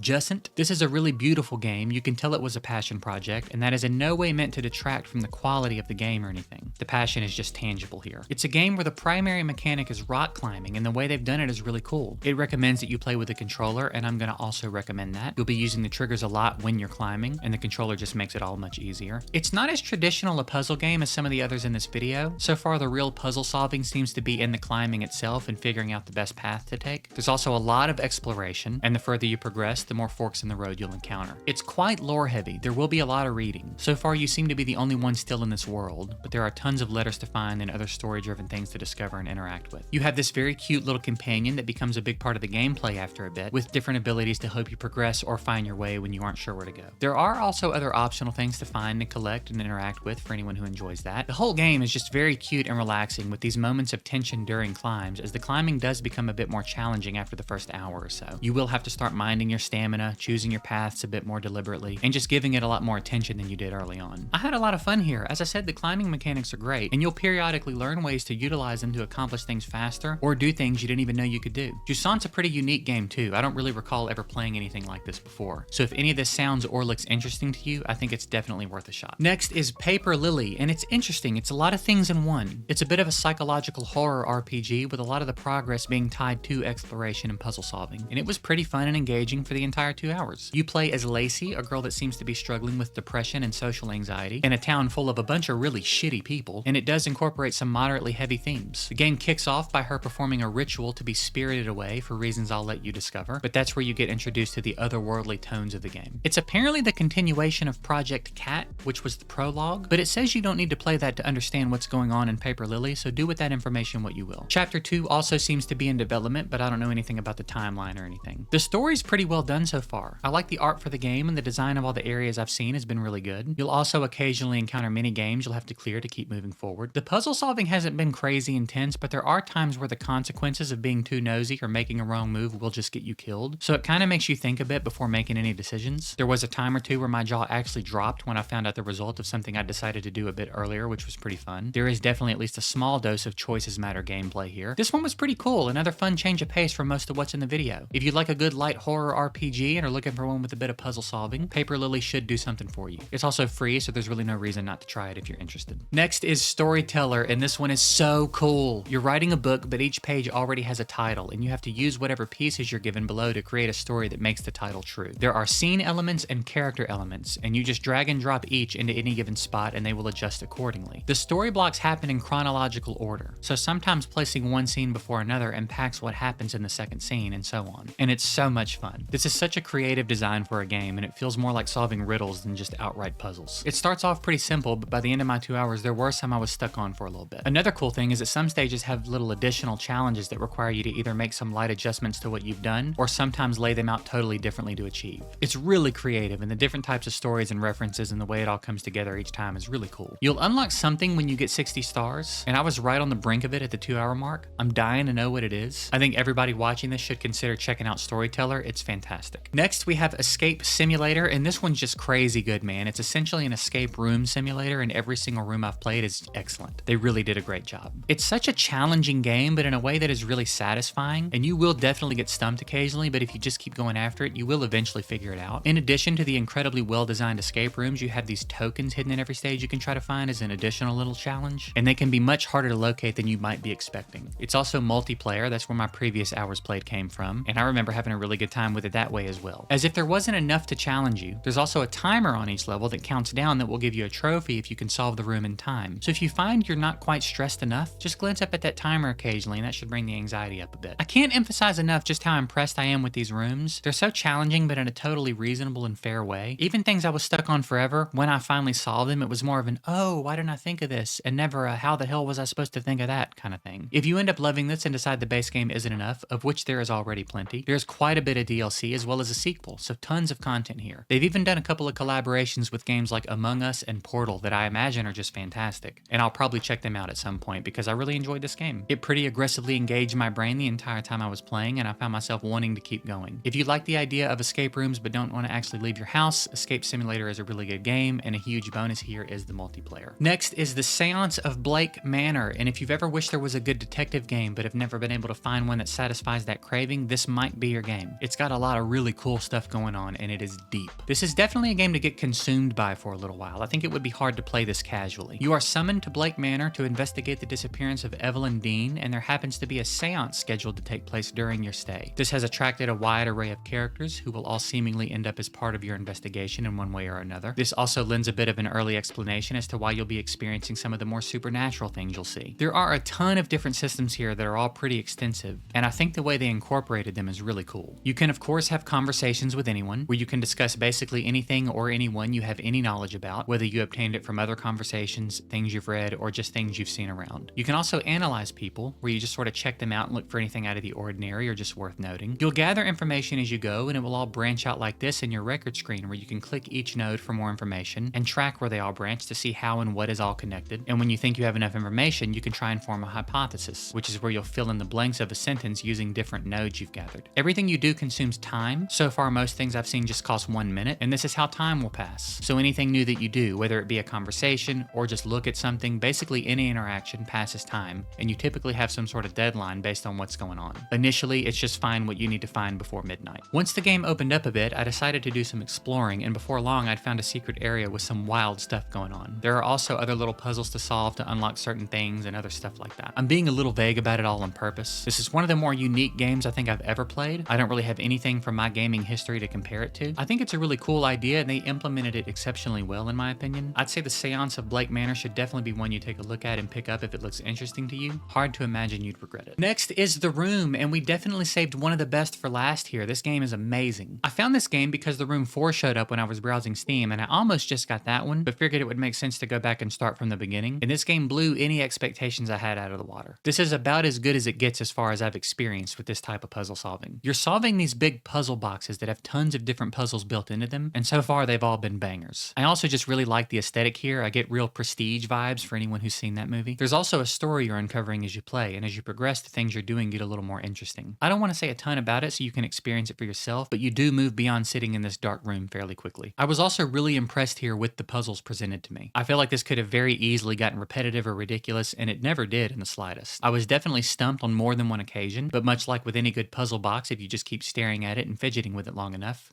something will click. Pun loosely intended. This is another one that kept me very much engaged the entire time I was playing. This 2 hours went by very fast. My advice to you if you play this one is make sure you're precise and deliberate with your actions. There were times where I thought I was stuck and couldn't figure something out, and the answer ended up being literally the first thing I'd tried 10 minutes prior, but I wasn't deliberate or accurate enough with what I tried to click on to make it happen, which was kind of aggravating, but also that's totally on me. I think I was pretty close to beating this game. I had 4 of the 5 Steam achievements at the end of my 2 hours, so I get the impression the next level is the last one, which means it's probably going to take me a total of around 2.5 hours to beat. The sequels apparently have a bit more content in them though. It's funny, I've always been interested in actual puzzle boxes and things like that, but I've never bought any, unless you count a Rubik's Cube, I guess. But this game really scratched that itch for me. Definitely one of my favorites from the whole video. Fantastic game. Tower defense games. Let's just get to the point. I was not prepared for the quality of the games in this video, and neither are you. You're not either. If you aren't a seasoned tower defense gamer that has intentionally gotten around the genre, you have no idea what you're in for. I had never even heard of most of these games, and several of them are now on my list for potential favorites of the year. You will definitely find a few new games to try in this video, and I don't want to waste any more time. But before we get to it, many of you have been asking me for longer, less edited gameplay videos, so I've gotten them going on my other channel. I'm currently working my way through all the Fears to Fathom games, as well as some other fun stuff. I'll have it linked below for anyone interested. Now, without further ado, let's get to it. I played 20 tower defense games for 2 hours each to find the best ones. We'll start with Tangy TD, and it's just ridiculously fun. I was shocked at how fast this 2 hours went by. This is a fantastic little game, and it's just so obvious how much care went into making it. It does such a good job of being simple enough to understand very quickly and easily, but still being challenging and engaging. It is tower defense, but there's a lot more going on here as well. You have 3 classes. It keeps it pretty simple. You have your warrior, your ranger, and your healer. Warriors go on the actual path to block enemies and do melee damage. Rangers set back off the path a bit and do range damage. And healers you would generally want to centralize so they can heal everybody. And then you have Tangy. She's your hero character, and she has quite a bit of functionality. You can actually move her around and also use her to move your units around if you like. And her positioning has a pretty big impact on the units around her. As you level her up, you get to choose new abilities that'll do things like increase her damage and attack speed, or give her effects like when she's standing still, she'll make a campfire that'll passively heal all the units in its radius. There's a ton more to explore here. I'll let you find it all on your own. In addition to all of this, you'll be purchasing new gear from the shop to equip and upgrade the gear on your units so that they can scale with the difficulty of the waves. And there are a bunch of different items for each class that affect them in a variety of ways. The game has roguelike progression, so you have trees to work through for each class to make them permanently stronger, as well as an upgrade tree of your own that affects your abilities and stuff. All of this comes together in such a nice way. The game is so fun. I really love the style of it. The pixel art is fantastic, and the little touches all throughout make it look gorgeous. The trees blowing in the breeze and everything. It's very nice. Each stage also has a challenge mode where you can keep going against infinite waves, with a leaderboard to try and land on for anyone that likes a little competition. It doesn't seem like a huge game either, so it's one you could actually complete in a reasonable amount of time, but I still think it's more than enough to be worth the price. I very highly recommend everyone check out Tangy TD. It's really damn good. Next is Rogue Tower, and it's cool, man. It's a very simplistic, approachable tower defense game. There's no tutorial or anything, which is fine because it's not needed. You'll start out with ballistas, and the way they tackled waves here is having you expand your map to a new tile, which will trigger the next wave, and then you clear it and expand again, pushing your defenses out as you see fit. This will eventually lead to a point where it forks and there are multiple spawn points, and this combined with the scaling difficulty of each wave will eventually overwhelm you and the run will end. You'll then head into the upgrades tab and improve your towers or unlock new ones, as well as invest in some other permanent effects that'll make you stronger so that theoretically each subsequent run is a little bit easier. It's a roguelike tower defense game, hence the name. Again, it's all very simple to engage with, but it's still fun. As someone who's been trying to learn game development lately, it's a good reminder that you don't have to have insane graphics or mind-blowing concepts to make a solid game. This is all pretty straightforward. That being said, while I did have fun here, I don't know if this is something I'd personally play very long term. I think it would benefit greatly from having a speed up function, as there are times after you've expanded a bit where it takes a while for enemies to even make it near your towers, because you'll also be purchasing with a lot less frequency the further into a run you get. I definitely had time to pick up my phone a few times here, especially later in the 2 hours. I'd imagine with as much as there is in the progression tree, things get quite a bit more interesting later in the game, but it didn't really hook me super aggressively in the beginning, so I'll probably never find out. Rogue Tower is cool though, and I appreciate that it's exactly what it's presenting itself to be. I have no reason not to recommend it, and plenty of people love it, so if it looks interesting to you, it's worth checking out. Up next is Minimalist Tower Defense, and this one's pretty cool. I enjoyed it. It's just a very simple, both visually and mechanically, tower defense game that gets the job done. It's really easy to get started with your archer towers, and you'll pretty much have the core concepts of the game down by the end of the first stage. You have your sun tower you need to protect, as it's the heart of your whole operation. You'll build gold mines at your own discretion to increase your resource generation so that you can purchase more, and eventually upgrade your towers. You have to survive for a certain amount of time here rather than just clear waves, and there are different phases of each day that change the difficulty and stuff. Even though it's very minimalistic, I actually like the way it looks. It gets its point across, and I like the effect the different tiles have. Tree tiles block your archers, for example. It's a pretty fun little gameplay loop. I actually think this would make a great mobile game. I'd play the shit out of this on the toilet, dude. The difficulty curve here was interesting. The first chapter is exceptionally easy. There may have been 1 or 2 moments that were mildly difficult, but it wasn't bad at all. And I even went back and did some of the challenges for several of the stages, and they also weren't bad. The first level in chapter 2 steps it up slightly, and then the second stage was just ridiculous for me. I think I failed it 5 times. I actually didn't end up clearing it before my 2 hours was up. It felt like a drastic step up out of nowhere. I don't know if that's a sign of things to come, or maybe it's not that hard and I was just missing something, but your boy was stuck. Either way, Minimalist Tower Defense is a pretty cool little game. Very approachable and low-key. I'd say it's worth a look. Next is Ember Ward, and this is one of the coolest games I've played in a long time. This was unbelievable. Playing this for the first time gave me very similar feelings to the first time I played Slay the Spire. I am so impressed with everything about this game. It's one of the cooler ideas I've seen in the whole tower defense genre. I mentioned Slay the Spire because there are some similarities here in the format and the way you progress through a run. You'll also have a deck made up of tower cards and block cards, and the block cards are basically Tetris pieces with a few additional layouts. Your towers all need to be placed on an elevated surface, so sometimes the stage will have spots for you to work with, but then your block cards can be used to make new positions for your towers. What makes this system so insanely cool to me is that you are essentially creating your own maze for enemies to have to travel through, and you'll see their pathing update as you look to place your blocks. Obviously, you can't totally block them from getting to your flame, but you can funnel them pretty much anywhere you like and make their journey as long as you think you need to beat the stage. It's so fun to play around with, and I'm just mind blown at what a cool idea this is. It's such a simple idea, but it really takes this game to another level. On top of this really cool mechanic, the game itself is just fantastic. It's so polished and well put together. It's games like this that restore my faith in developers. Every little detail here seemed to matter to them, and it really shows. There are a ridiculous amount of towers, and they're all fun and interesting, and the way they operate and affect each other is so cool. At the beginning of the run, you'll choose from a few sets of loadouts that'll let you lean into a damage type you find interesting, and then choose a perk as well. And as you make your way through the run, you'll get new block cards as well as assign runes to cards you already have, giving them power-up blocks to play around with. I also just love the game visually. Everything is animated so well, and there's a ton of visual feedback for basically every decision you make. The towers all have different upgrade options, some of which change their element, and the entire tower and all of its animations will change to reflect that. I also wanted to mention that Control-Z works to undo a block placement if you need it to. I got a real kick out of that. It has several difficulty modes, a bunch of characters to unlock, a bunch of different stages, and just a ton of content, it seems. You could definitely get a lot of mileage out of this one. Ember Ward is an absolute must-play for anyone that likes tower defense games at all, and honestly, I'd say it's worth a shot even if you think you don't or are new to them. Just an absolutely fantastic game, easily one of the best tower defense games I've ever played. Next is Nordhold, another pretty dope little tower defense game. If you liked the idea of Rogue Tower, but you wish it had a little more going on and wanted a little more out of the visuals, you'll probably really like this one. On the tower defense side, it plays pretty similarly to Rogue Tower. You're uncovering a little bit of the map with each wave, and there's a path enemies are being funneled down on the way to your village. The height of the tile you place your tower on increases its range, and then as you go, your towers will level up and you'll unlock new ones and all that. You'll also get banners as you progress that affect different towers in different ways, and even though there's a decent amount going on here, it's all pretty easy to keep up with. You're trying to protect a village that is responsible for the production of all the resources you need to continue building towers, as well as advancing all the buildings in town to further increase your production and overall effectiveness. What's interesting here is that it operates in stages. So you have the defense stage where the wave is happening, and then the prep phase. You actually don't earn anything during the defense phase, so if you didn't develop your defenses enough and you don't have any more resources to do anything about it, you're screwed. You'll get your resources generated by the village upon completing a wave, so it becomes a pretty interesting juggling act. There are a lot of decisions to make, and they're all tough ones. You do have some saved progression here too, so the longer you play, the stronger and more efficient your baseline gets. Killing elite or boss enemies usually nets you some really nice banners to choose from, and the difficulty feels like it scales pretty nicely. It also has a leaderboard for anyone that's into that. I think Nordhold is a very solid tower defense game. It's a pretty easy recommend from me. Up next is Plants vs. Zombies Game of the Year edition, and there are times that I don't include a game in a video because I just don't know that anyone needs to hear my thoughts on it at this point. I still get comments every single day on both of my zombie games videos about not including The Last of Us, and it's just like, I don't know, man. We all know. Everyone knows. What do I really have to add to that conversation? If you haven't been convinced to play it by now, nothing I say is gonna sway you. I felt kind of like this about Plants vs. Zombies, but I've also never played it and wanted to, so I decided to include it last minute, and I'm glad I did. It's so freaking good. I also think this is a good one for me to talk about because I can't be the only person who's known about this game for years and years and never played it, but I learned that looking at it is just not the same as playing it. I never thought it would be bad, but I was always like, I think I get the idea. It looks fine, but it just can't be as fun as people are making it out to be. Well, it is. It is that fun. There's usually good reason for a game being as beloved as this one. There's really nothing to criticize here. It feels like a perfect game. Like it's exactly what they intended it to be. It's very approachable, it has exceptionally smooth and engaging progression, and enough game to be interesting and worth the money, but completable enough so that if you really wanted to, you could in a reasonable amount of time. This 2 hours flew by for me. I was so hooked. You'll start out with the basics, a sunflower and a pea shooter. The sunflower generates energy so that you're able to put more plants down, and then every level you unlock a new card for the deck. Eventually you'll have more cards than you do active spots for your deck, so you'll have to start choosing your loadout, so to speak, depending on the types of enemies you're seeing in the preview to the stage. All of the plants and resource generators and other cards I unlocked were all cool, and I think there's plenty of room here for you to build into whatever's the most fun for you. Plants vs. Zombies is an absolute banger. If you're like me and just have never gotten around to playing it, I reckon it's time to change that. It is beyond worth the purchase. Next is Gnomes, and it's hard. It's real fucking hard, dude. If you like a good challenge, this will be right up your alley. It's a cool game. It has the path redirect mechanic I talked about from Ember Ward, but here you're just placing everything on the ground. There are no elevated platforms or anything, at least in the early game. You'll start out with knife gnomes and unlock things as you progress, but it's not just clear a level and unlock stuff. You'll unlock new types of gnomes for just surviving a certain amount of days in certain stages, for example. You're trying to balance resource generation and an ability to keep enemies from reaching your hut, and there's quite a bit going on here. You have a lot of different types of gnomes. There are also several different types of plants and placeable items you can grab from the shop, as well as relics that give you or your gnomes passive abilities or increase certain stats. You'll be rearranging your gnomes after every wave, so it'll keep you pretty engaged and thinking the whole time. It's all easy enough to understand, but the game itself is just hard.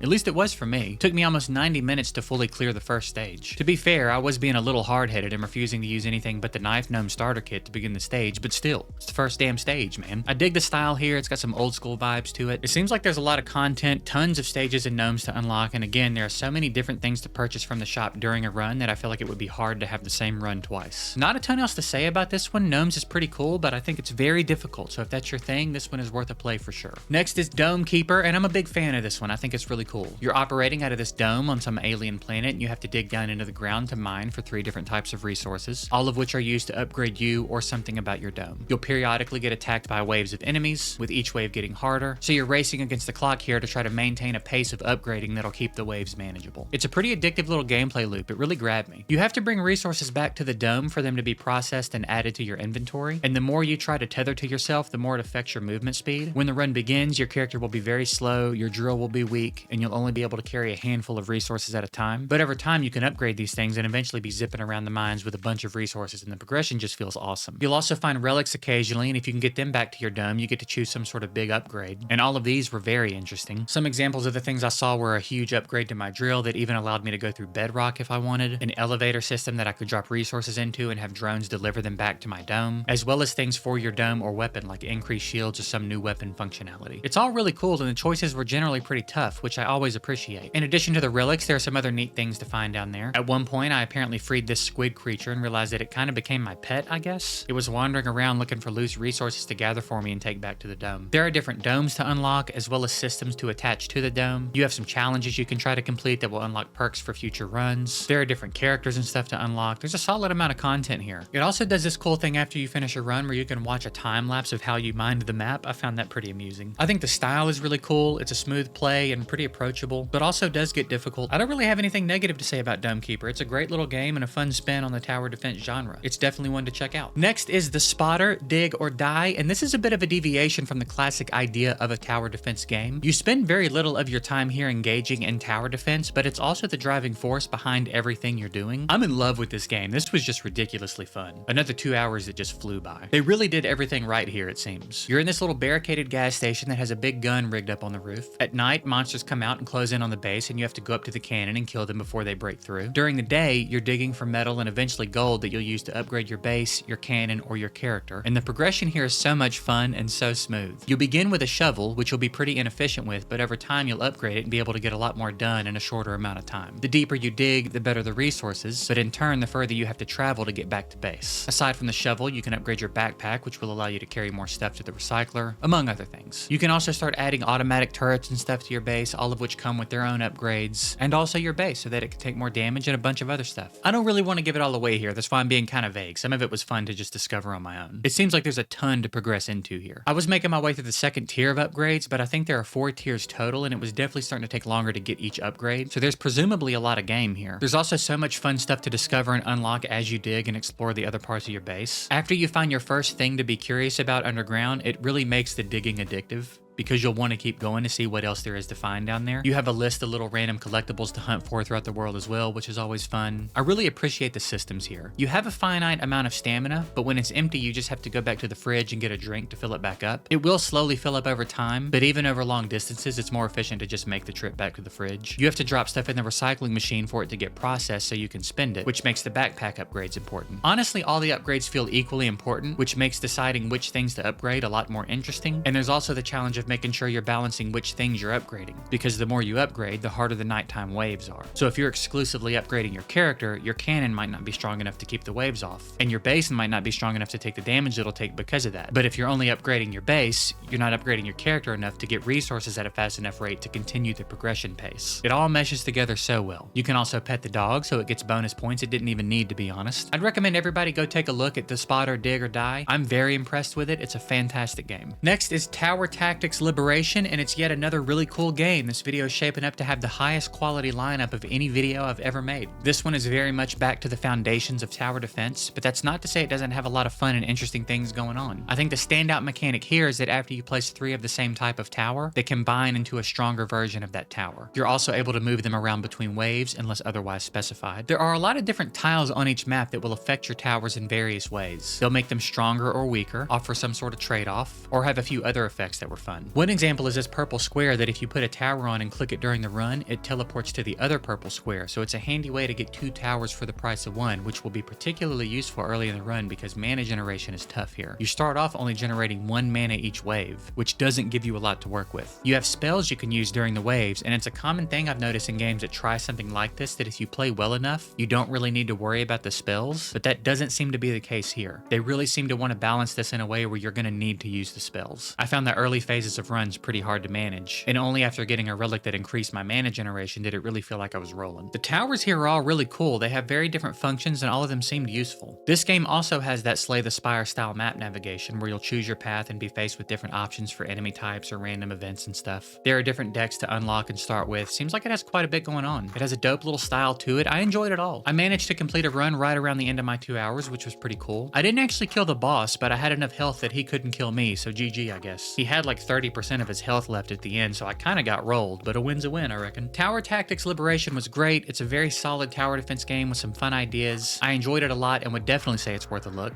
It also has some DLC if you end up really liking it, as well as a sequel that's apparently planned to release this year. Next is Element TD2, and it's fine. I don't really have anything bad to say about it. It's a really cool game, but it also just didn't do much for me. It feels very classic as far as tower defense games go. Your towers have elements that are weak or strong to other elements, so you're generally trying to counter what you're seeing in the enemies. Over time, you'll start being able to invest in hybrid towers that combine elements, allowing you to counter more enemies with less towers built. It's a cool idea. It plays fine. The difficulty seems to be scaling decently. It does start getting noticeably more difficult in Chapter 2, and you may even hit a point where it'll be more necessary to reset your skill tree and advance specifically in what you need for the next stage. It doesn't cost anything to move your points around, which is nice. There have been a few different enemy types with different mechanics, like some that jump forward when they hit 50% health, or undead enemies that come back to life at 50% the first time you kill them. There's some cool ideas here for the enemies and all that. You have a lot of speed options, up to 10x if you basically just want to get a wave or 2 over with when you feel like you can handle it. There are several different game modes and even a multiplayer mode that I'd imagine was pretty interesting. Like I said, I don't really have any actual critiques. It's a solid tower defense game. It would make a good mobile game. If you want something pretty straightforward that feels a bit old school and classic as far as tower defense games go, you might love this one. I have no reason not to recommend Element TD2. It's just not one I'm likely to play again. Moving along, we have Thronefall, and this one is very fun. I liked it a lot. It's so simple to get started with and in many ways kind of minimalistic, but everything about it comes together so well to make such an engaging game. I actually wasn't sure about it in the beginning when I realized that all of the building spots of the map are predetermined. I thought that was going to make it a bit too cookie cutter, but the point is that you're not going to be able to upgrade everything, so you kind of have to decide what you think is the most important, and there are almost certainly many different ways to clear each stage depending on how you play. I'd imagine everybody experiences something different here. It is shaping up to get pretty difficult too. The last stage I was playing at the end of my 2 hours was putting me to the test, but I think I was figuring it out by the end. You have control over your little character who will automatically attack enemies when they're in range. There are several different weapons to unlock for this character, but you'll start with a bow. You're trying to defend your castle, which is the first building you'll build, which you do by just getting on top of the building spot with your character and holding the spacebar. After building that, you then have to decide where to invest your resources and try to find a good balance of economy and defense. And you'll find out pretty quick whether or not you made a bad decision. Everything you build has upgrades, some of which require an upgrade to your castle, and there's a lot of strategy here. It tells you how many of each type of enemy is coming from where each round, so you'll just prepare the best you can and see how it goes. I also got a kick out of the way you can sort of bully the enemies around with your character, and at times I was even able to block their path to try and get ahead on damage a bit. Your character does have a health bar, so you have to be careful about doing stuff like this, but it can be really helpful, especially when enemies are crowding one of your buildings. The stages all come with their own challenges, most of which will require multiple playthroughs unless you're just a god at this game. There are plenty of stages and weapons and perks and mutations to unlock that'll just continue to make the game more interesting the longer you play it. I think Thronefall is excellent. It's a game I could definitely see myself coming back to beat. It's super fun. I'd recommend everyone check it out. Next is Tower Dominion, and this one is cool, but but it's also a lot more difficult than I expected it to be based on the way it looks. I only successfully cleared one stage. There's a lot to learn about how to play this game effectively. Maybe not a lot, but there is a lot of learning by doing things wrong, I guess is a better way to say it. There were also some interesting decisions here. One of them is that only certain towers have target priority, and you can only access it by upgrading them. That's a pretty weird idea for me, and it was kind of aggravating, especially when it didn't seem to work. I gave this tower an upgrade that was supposed to change its priority to air targets, and then the very next wave it just kept focusing ground targets while airborne enemies damaged the HQ. Also, most of the target priority just seemed bad. They would often let enemies with 1 HP damage the HQ while they focused enemies far away that had just entered their range. This is another game where you're expanding the map the longer you play, so every few rounds you're dealt a random piece of terrain to put down, and this is one of the areas that you really need to be careful with. There's a lot of strategy to this part of the game, as if you're not careful you'll create too many spawn points and overwhelm yourself. You'll start to get the idea after the first couple of runs though, and you'll really notice the difference when you start making better decisions here. The towers are all fine, there's a pretty decent variety, and the mechanic of the HQ spawning soldiers has some fun stuff going on with it. I do wish it would have let me set this tank's path though, because he spent so many waves going the absolute least effective way he could. There does seem to be plenty of content here. You have tons of commanders to unlock that all come with their own perks, and after clearing the run I did, I unlocked a new difficulty, so if you're looking for a challenge, you'll definitely find it here. The first difficulty felt like plenty, and I'm guessing this just continues to scale upward for a while. I don't reckon I'll play Tower Dominion again, but it was cool enough, and if you're looking for a game that is difficult pretty much from the moment you load it up, you'll probably enjoy this one. Next is Relic Guardian, and it's really cute and really good. I just immediately vibed with it because of the style and feel of the game, and was thrilled when it also just ended up being really fun. It has a little story mode to it, it's so polished and well thought out. You can see the effort from all directions here. This also has one of the better difficulty curves of any game in the video so far, but it is definitely getting more difficult, and is promising a real challenge. There are also several difficulties as well as challenges for each stage. The gameplay loop here is great. You have a builder that you run around with, and there's a summoning portal of sorts you can go stand in to purchase the tower you want, and then you carry it and place it where you want it to be. You can also pick them up and move them around at will, or sell them back if you want to change it up. You also have an avatar, of which it seems like there are going to be several, that is basically the hero character. It's like a special tower. I had access to two of them. One of them was like another tower, and the other one went on the path and blocked and fought enemies with melee. They all come with their own special abilities and passives as well. It's really cool, and I like that you can lean into the way you want to play with them. All of your towers have several stages of upgrades, and at a certain point you'll unlock the ability to choose what effects they upgrade into. You'll stay pretty busy while you're playing, as moving towers around is necessary a lot of the time. And this is a feature that if you'd have told me about, I wouldn't think I would like, but in this game it was actually a lot of fun. I made it to a boss stage where periodically the boss would mark a spot, giving you a few seconds to move your tower before destroying it with a tentacle shooting up from the ground. You'd damage the boss by destroying these tentacles before they retreated. It proved to be pretty difficult. I actually didn't clear this by the end of my 2 hours. I do think one more run would have done it though. You definitely have to get strategic with the tower types and how you're moving them around here. The game also appears to have a ton of content. This would keep you occupied for a while, and I was very interested in continuing to unlock tower types and avatars and just see what the future stages held. I really liked the way the boss stage engaged you here rather than just pushing through some giant tanky enemy. I thought that was cool. Relic Guardian is a fantastic tower defense game. I very highly recommend it. Next is Outhold, and it's such a cool game. It would be such a mistake to judge this one by the way it looks. They went a very minimalistic route, but there's a lot going on here and it's so fun. If you saw minimalist tower defense and thought to yourself, that's a little too minimalist for me, this will 100% be the game for you. It starts out in a very simple way, and your first thought after failing for the first time will probably be something like, how the hell was I supposed to do that? And the funny thing about that is, you weren't. You accumulate resources even when you fail, so you're basically just doing the best you can on every run so that you can gather more resources and work your way through this sprawling skill tree, and it's very well done. The skill tree is actually so interesting, and I felt compelled to go several different ways, but decided to mostly stick with 2 or 3 tower types and making them as strong as I could. One cool thing about this is that at a certain point you'll unlock a node that lets you save builds, so if you want to experiment with different things, you can do so very easily and seamlessly. Every stage has a boss you're working to defeat, which will allow you to move on, but every stage also has a couple of challenges you'll want to circle back to once you feel like you've advanced enough to clear them. It's a very satisfying gameplay loop. It's so well done. The game also just feels very good to play. Everything is so smooth, and I like the way it's animated. The difficulty felt like it was scaling very nicely, and the design of the game sort of takes away any frustration you'd get in one of the harder games because failing runs is built into the gameplay loop. You're supposed to keep failing until you've made yourself strong enough to clear a stage, and the way it's set up means that can be different for everyone and not detract from the experience. I think it's very clever. Outhold was fantastic, definitely worth checking out. Up next is Heretic's Fork, and it's insanely fun and pretty different from anything else I've played so far. It's a really cool combination of systems. It's a turn-based card game where you'll draw random cards from your deck, do what you like with them, and then end your turn and see if you did enough to survive long enough to get to draw again. You're like an admin of sorts in hell, and there are rifts that sinners are trying to escape through, and your job is to fortify each rift with enough defenses to hold them off and move to another level of hill. The rift is just always in the center of the map, and you don't actually control anything other than which towers are being built. Once you end your turn and the wave begins, it's all autoplay. Then when that's over, you'll draw cards and try to improve however you can. The drawing isn't time-based, it's based on the success you're having, so the more sinners you kill and the faster you do it, the more frequently you get to draw, until clearing the last wave of that stage and moving on. There is a bit to learn here, and it'll take a run or two to get the hang of everything, but it's so cool and definitely worth taking the time. One of the things you can do with your cards is upgrade them. Anytime you have 2 cards of the same rarity, you can upgrade them to the next rarity. You also have a certain amount of energy each turn to spend to actually play your cards, so you'll occasionally find yourself in some pretty tough spots deciding which cards to play and upgrade.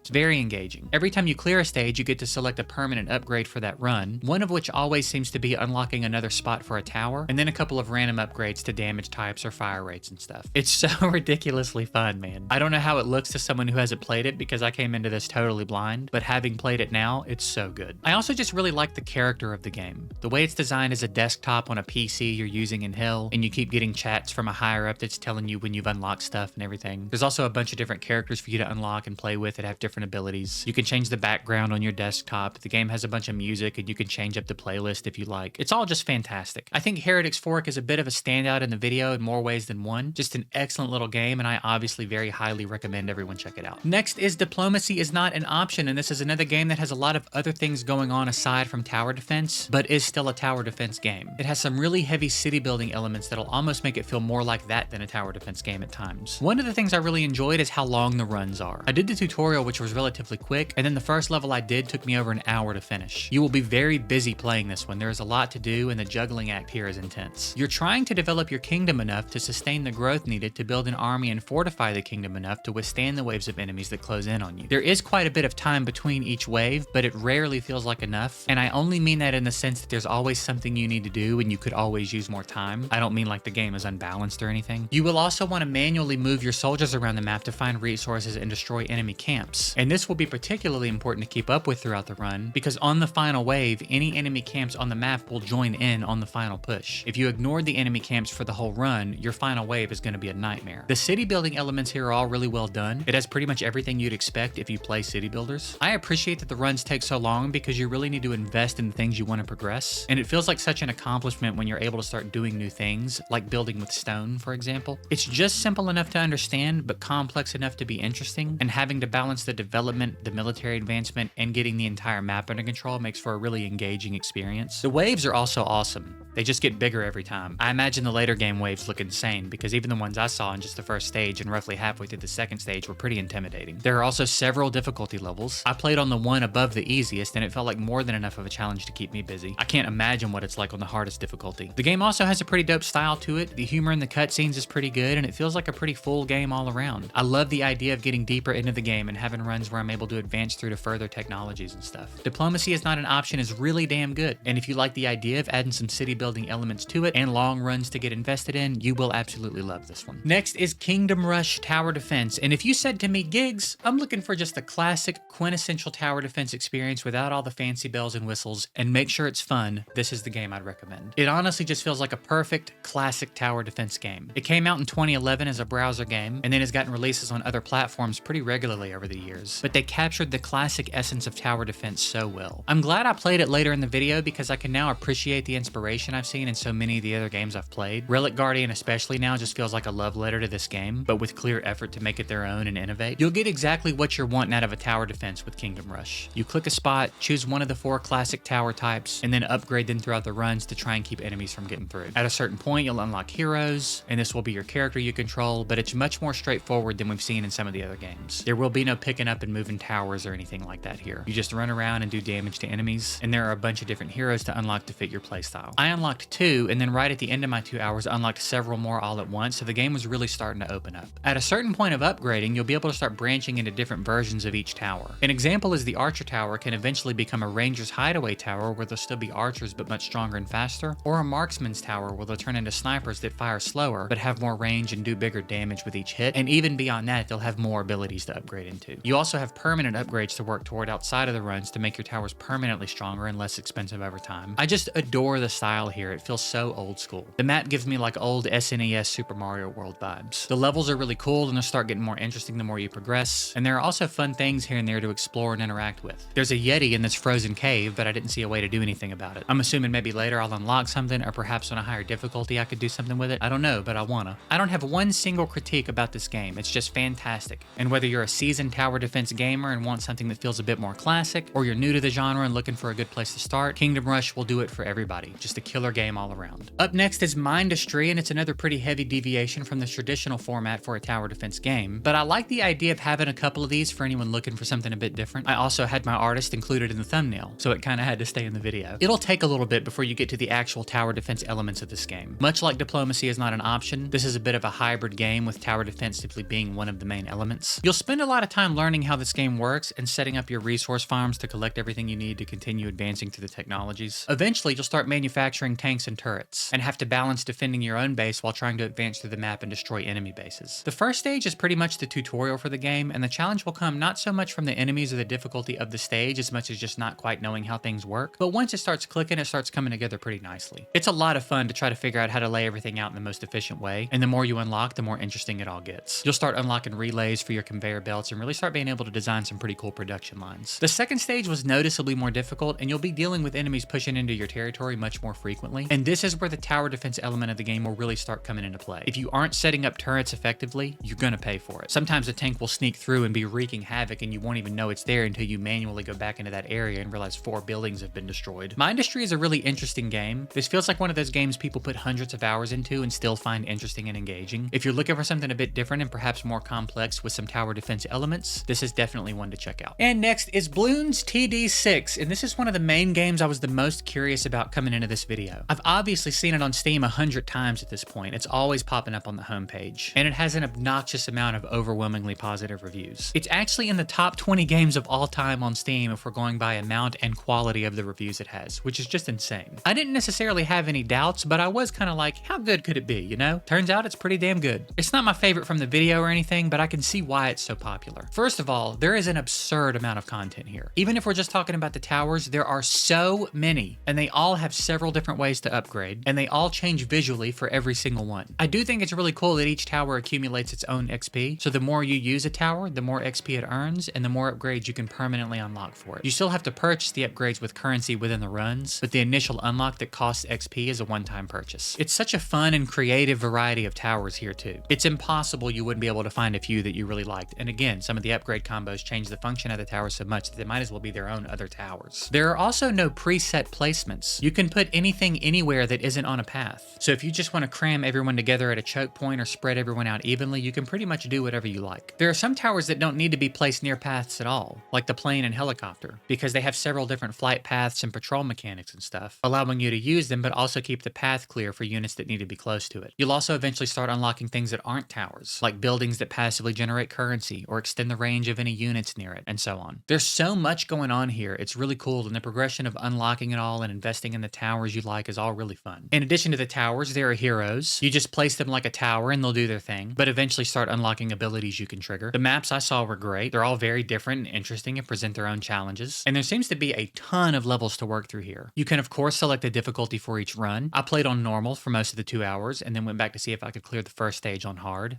It was noticeably more difficult, but by that point we'd figured out the game well enough it was still pretty easy. I was still in the beginner stages though, of which there were several, and then there's an intermediate tab to unlock and so on. Beyond the main stages, there are events and other types of content to engage with. It almost felt like a mobile game in that sense, where there's just so much going on and so many things to do. It seems like a game you could play long term, as there's no shortage of things to grind here, as well as ongoing events and stuff to keep you busy indefinitely. Bloons TD6 was really dope. I don't really have anything I didn't like about it. I get why it's so popular, and if you're like me and have been seeing it for years and have never bothered, it might be time to try it out. Platforming games. Platforming games are so foundational to the video game industry as a whole. At their core, they offer the quintessential gaming experience. Video games and getting your character from point A to point B go together like Mario and the Super Mario Bros. TV show from the 80s and the F word.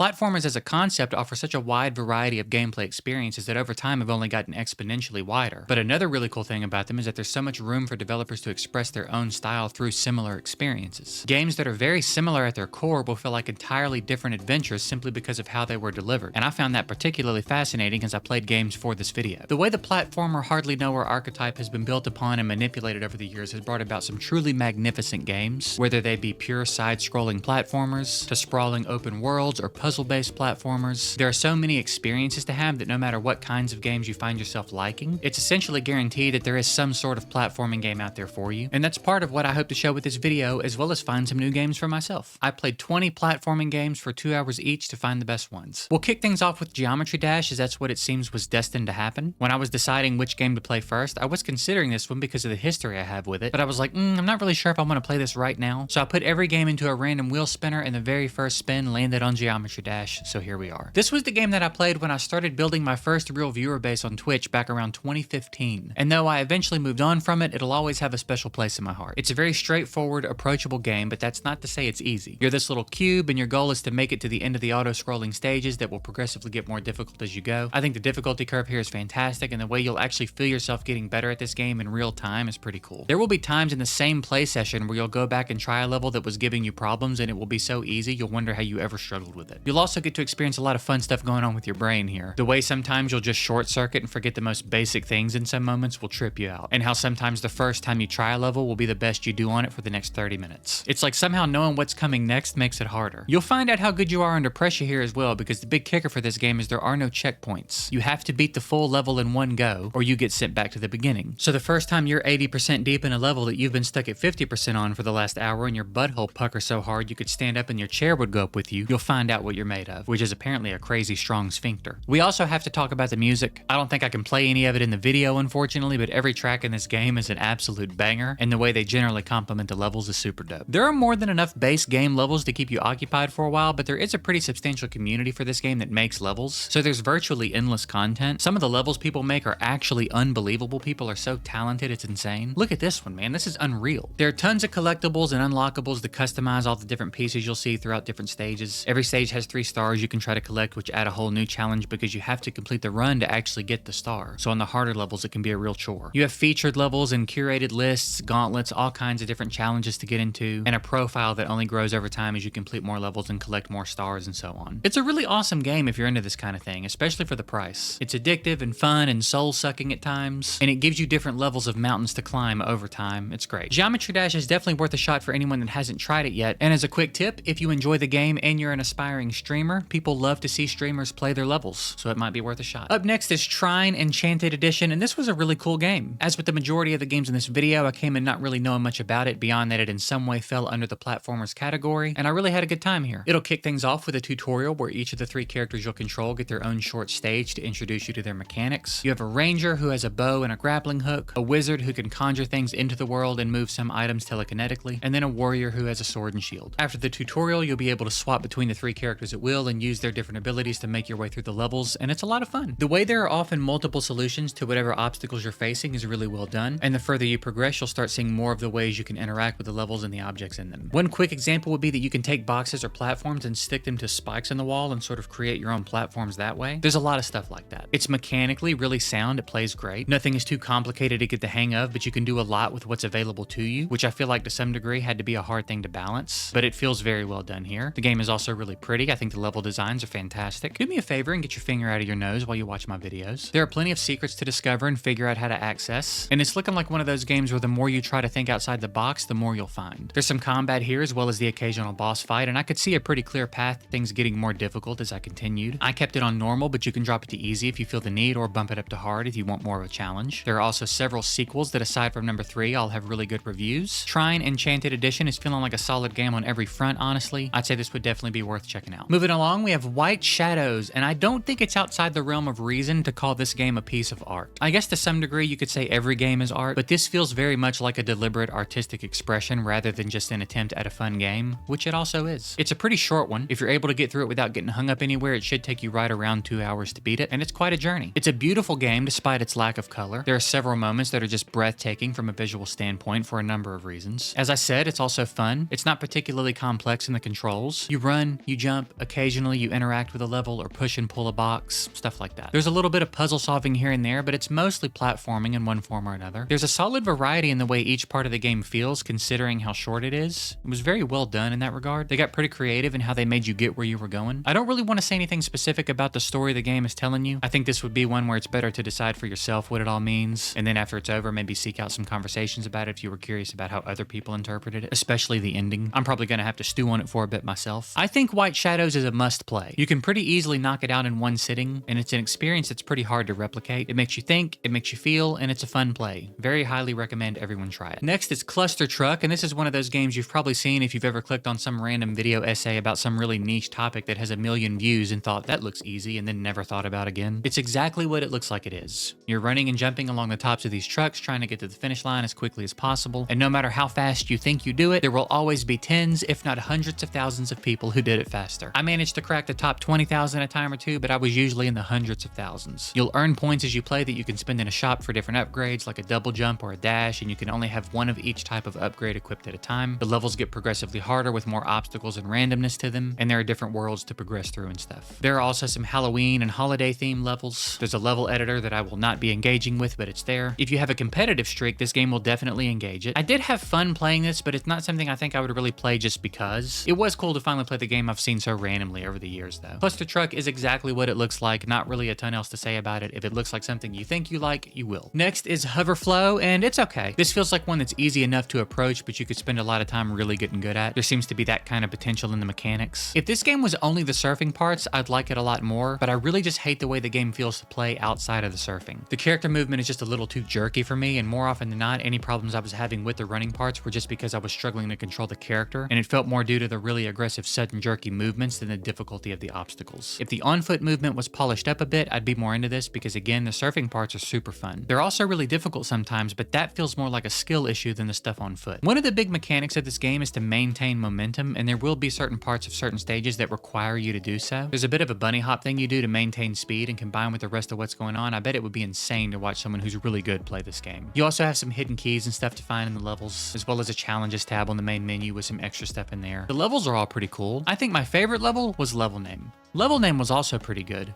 and Level Name was pretty challenging, but none of them can compare with Level Name. Hoverflow is not one I'm likely to play again, and I think it's a tad overpriced, but it also very much is what it's advertising itself to be, albeit with some slightly jankier movement than you might expect. But if you like this kind of thing, it's pretty cool. Next is Celeste, and I imagine everyone watching this video has at least heard of this one by now, and for good reason. This is an incredible little game, and it's one of those games where it just feels like everything was done perfectly. The art, the music, the characters, the gameplay, the mechanics, it's just crazy good. It's a pretty challenging game, but I really appreciate the design of the levels. The difficulty always comes in bite-sized chunks, so you rarely have to do a long string of difficult tasks to complete an area, although as you progress you will start seeing slightly longer areas that are much more challenging. I also appreciate that it doesn't always hold your hand or blatantly spell everything out for you. I think that can be a tricky thing to achieve because you have to make sure it's intuitive enough to get away with that, but they did it well here. You usually have to learn new mechanics through experience, but it's fine because they typically make sense. It's very fun. It presents enough of a challenge as it is to get started, but there are also berries to collect throughout the levels that are usually pretty hard to get, as well as B-side tapes to try and find and collect. I got 2 of them, and then at a certain point I stopped worrying about the berries because I just wanted to see how far I could go before my 2 hours was up, but those extra bits of content will really scratch the itch for any completionists. It's also something you could get into speed running, or if you're insane, you could try no death runs or something. As popular as the game is, I didn't really know much about it coming in, but man, I'm blown away. I really love the art style here. It's really pretty pixel art, and they managed to give everything so much character with a style that I think is very recognizable. There's a storyline and different characters, and it's all well written. The music is fantastic. It's just a killer game on every front, so if you've been like me and haven't checked it out after all this time of hearing the rave reviews, I reckon it's about time to change that. Celeste is as amazing as everyone says it is. It's well worth a play. Next is Pizza Tower, and this one has some old school vibes to it. I don't know how many of you are going to get this reference, but if you ever played Boogerman back in the day, this reminds me so much of that. I feel like it had to at least be a part of the inspiration. It also just feels like a very full, complete game, like something you'd have gone to GameStop way back in the day and purchased. Anyone can upload a game to Steam, and a lot of the time the quality is indicative of that, but this one doesn't have that going on at all.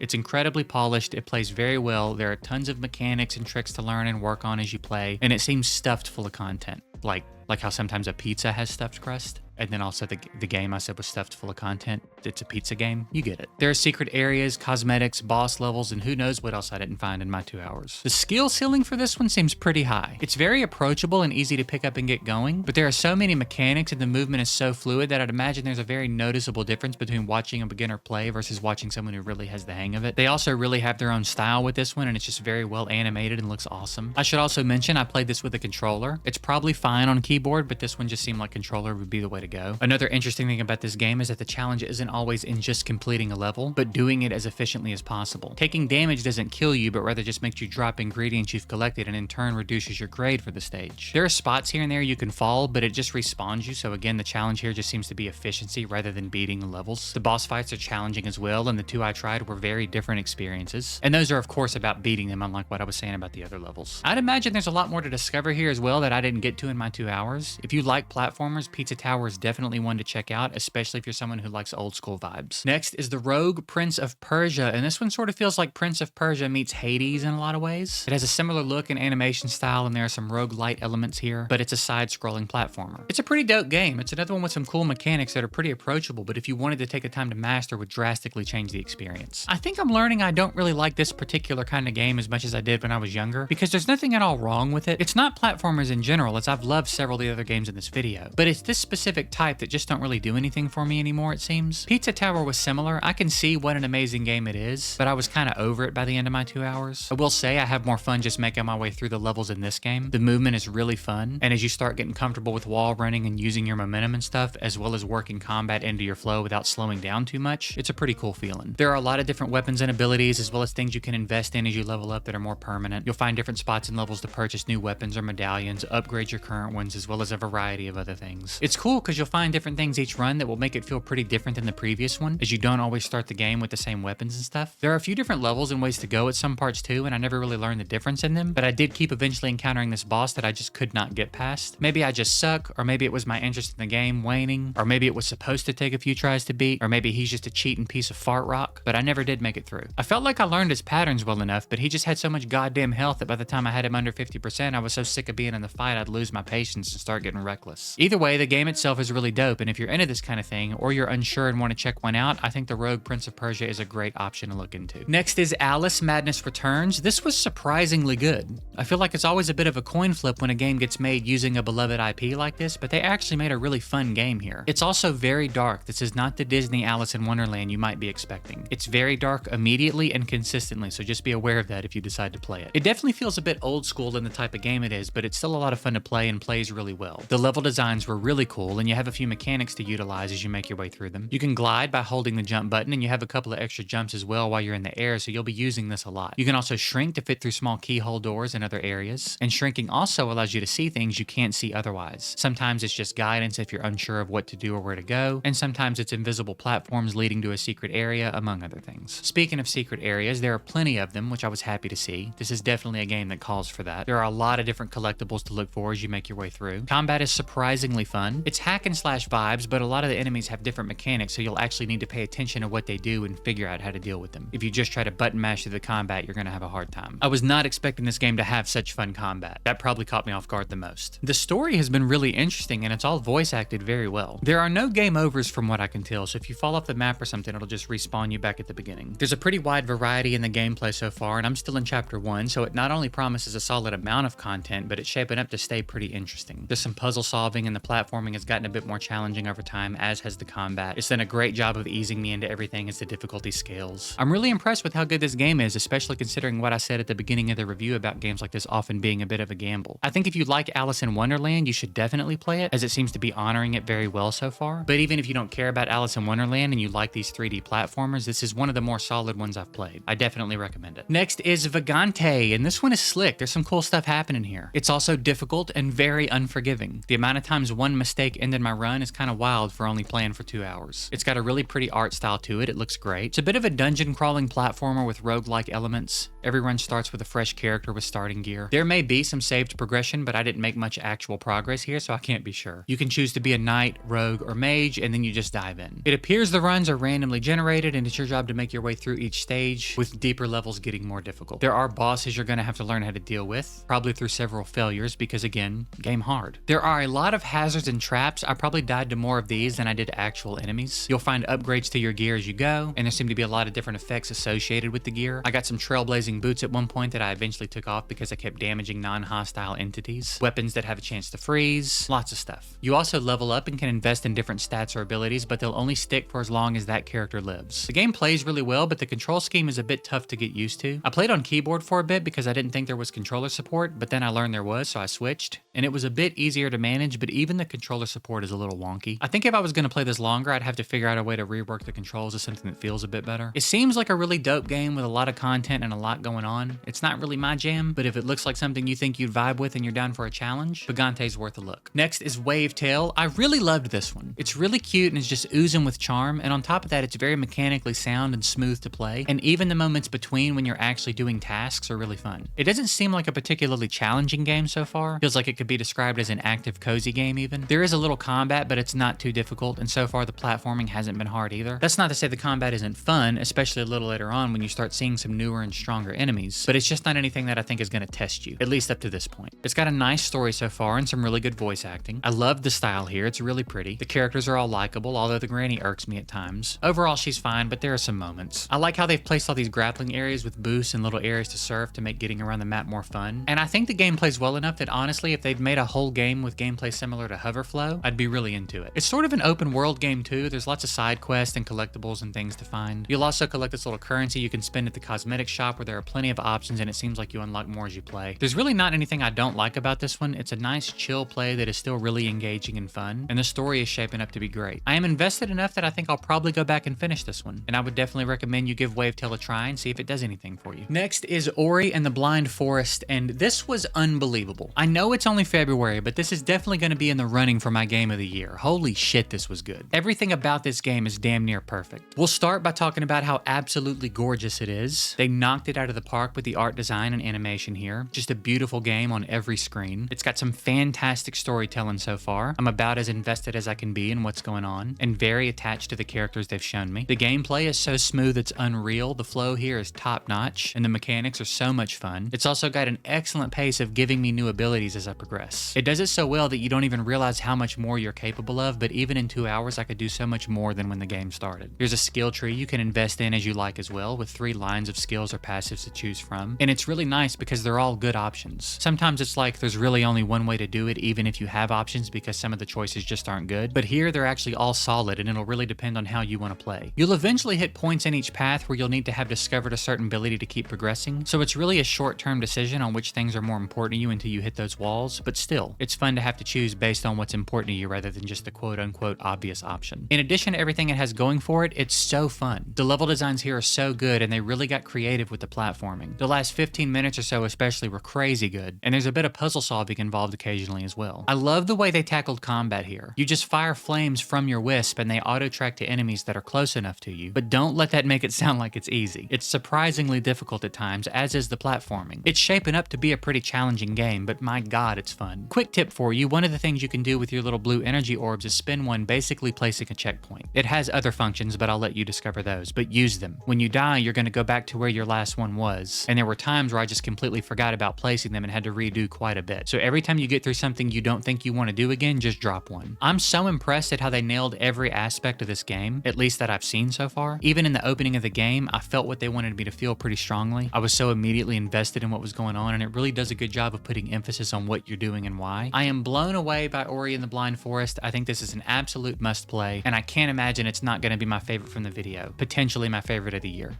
Absolutely recommend. Next is Hot Lava, and this is another one like Cluster Truck that you may have seen as random gameplay footage in a YouTube video about something totally unrelated, and I have to say, I'm a little bit shocked at how fun it is. It also has a lot more substance to it than I was expecting. It's got a pretty quick, cute little intro, and then you're basically in a world with several different levels to play, and each level has a variety of challenges to try to complete. You'll collect stars for completing challenges that will unlock new stages in subsequent worlds where you'll just continue that process. The challenges are pretty fun. You of course have challenges based on how quickly you complete the levels, but also for no deaths, finding the golden star, avoiding certain actions like swinging, and so on. There are a lot of collectible cards to hunt down and collect, as well as a few other things. There's a lot going on here, and it's honestly all really fun. I was particularly hooked on finding all the cards. I found 59 out of 60 of one of the types of cards, and if you think I'm ever gonna sleep well again until I find that card, you're mistaken. I looked everywhere, dude. It's a pretty simple game mechanically. You run run and jump, and you have a double jump. There's no sprint, at least there wasn't in my 2 hours, just running and jumping, and you can utilize certain objects within levels to increase your speed and stuff, which will occasionally have a challenge tied to it. The worlds are pretty cool looking and creative, the level designs are solid, it's a pretty dope game all around. It's pretty much exactly what it looks like, but with a surprising amount of things going on that you might not be expecting. So if this is your kind of thing, Hot Lava should almost certainly be something you'll enjoy. Moving along, we have Psychonauts, and this one came out way back in 2005, and you can definitely tell, but that doesn't mean it's not good. It just has those vibes, and obviously visually you can just tell sometimes. I never got around to playing this one, but I've been aware of it for a long time, and it is a dope game. It's got a cool story, the humor's really good, it made me laugh several times. The platforming is fun and challenging, and the gameplay seems fun overall. However, it's really hard to tell with the Steam version. It's a really tough play, and I don't know if it's just ported poorly or what, but it does not feel good to play. For starters, the horizontal mouse movement is inverted by default, which has to be one of the most insane things I've ever seen anyone do. I can't think of one single instance in my 35-year gaming career I'd ever have wanted inverted horizontal movement, but they thought that was the move here. Thankfully, there are options to sort all that out, but even after you do, it's rough. I have never played a game where the camera fights against me as hard as it does here. It's like part of the challenge of the game is that the camera is the secret final boss or something. Your movement feels responsive enough, but your jumps are weirdly delayed, and it can make even easy platforming a lot more aggravating. It also acts like it has controller support, but mine never worked. I kinda thought if I did get the controller working, that might solve all my issues, but it never did, so rip the dream. As for the game itself though, like I said, it seems really cool.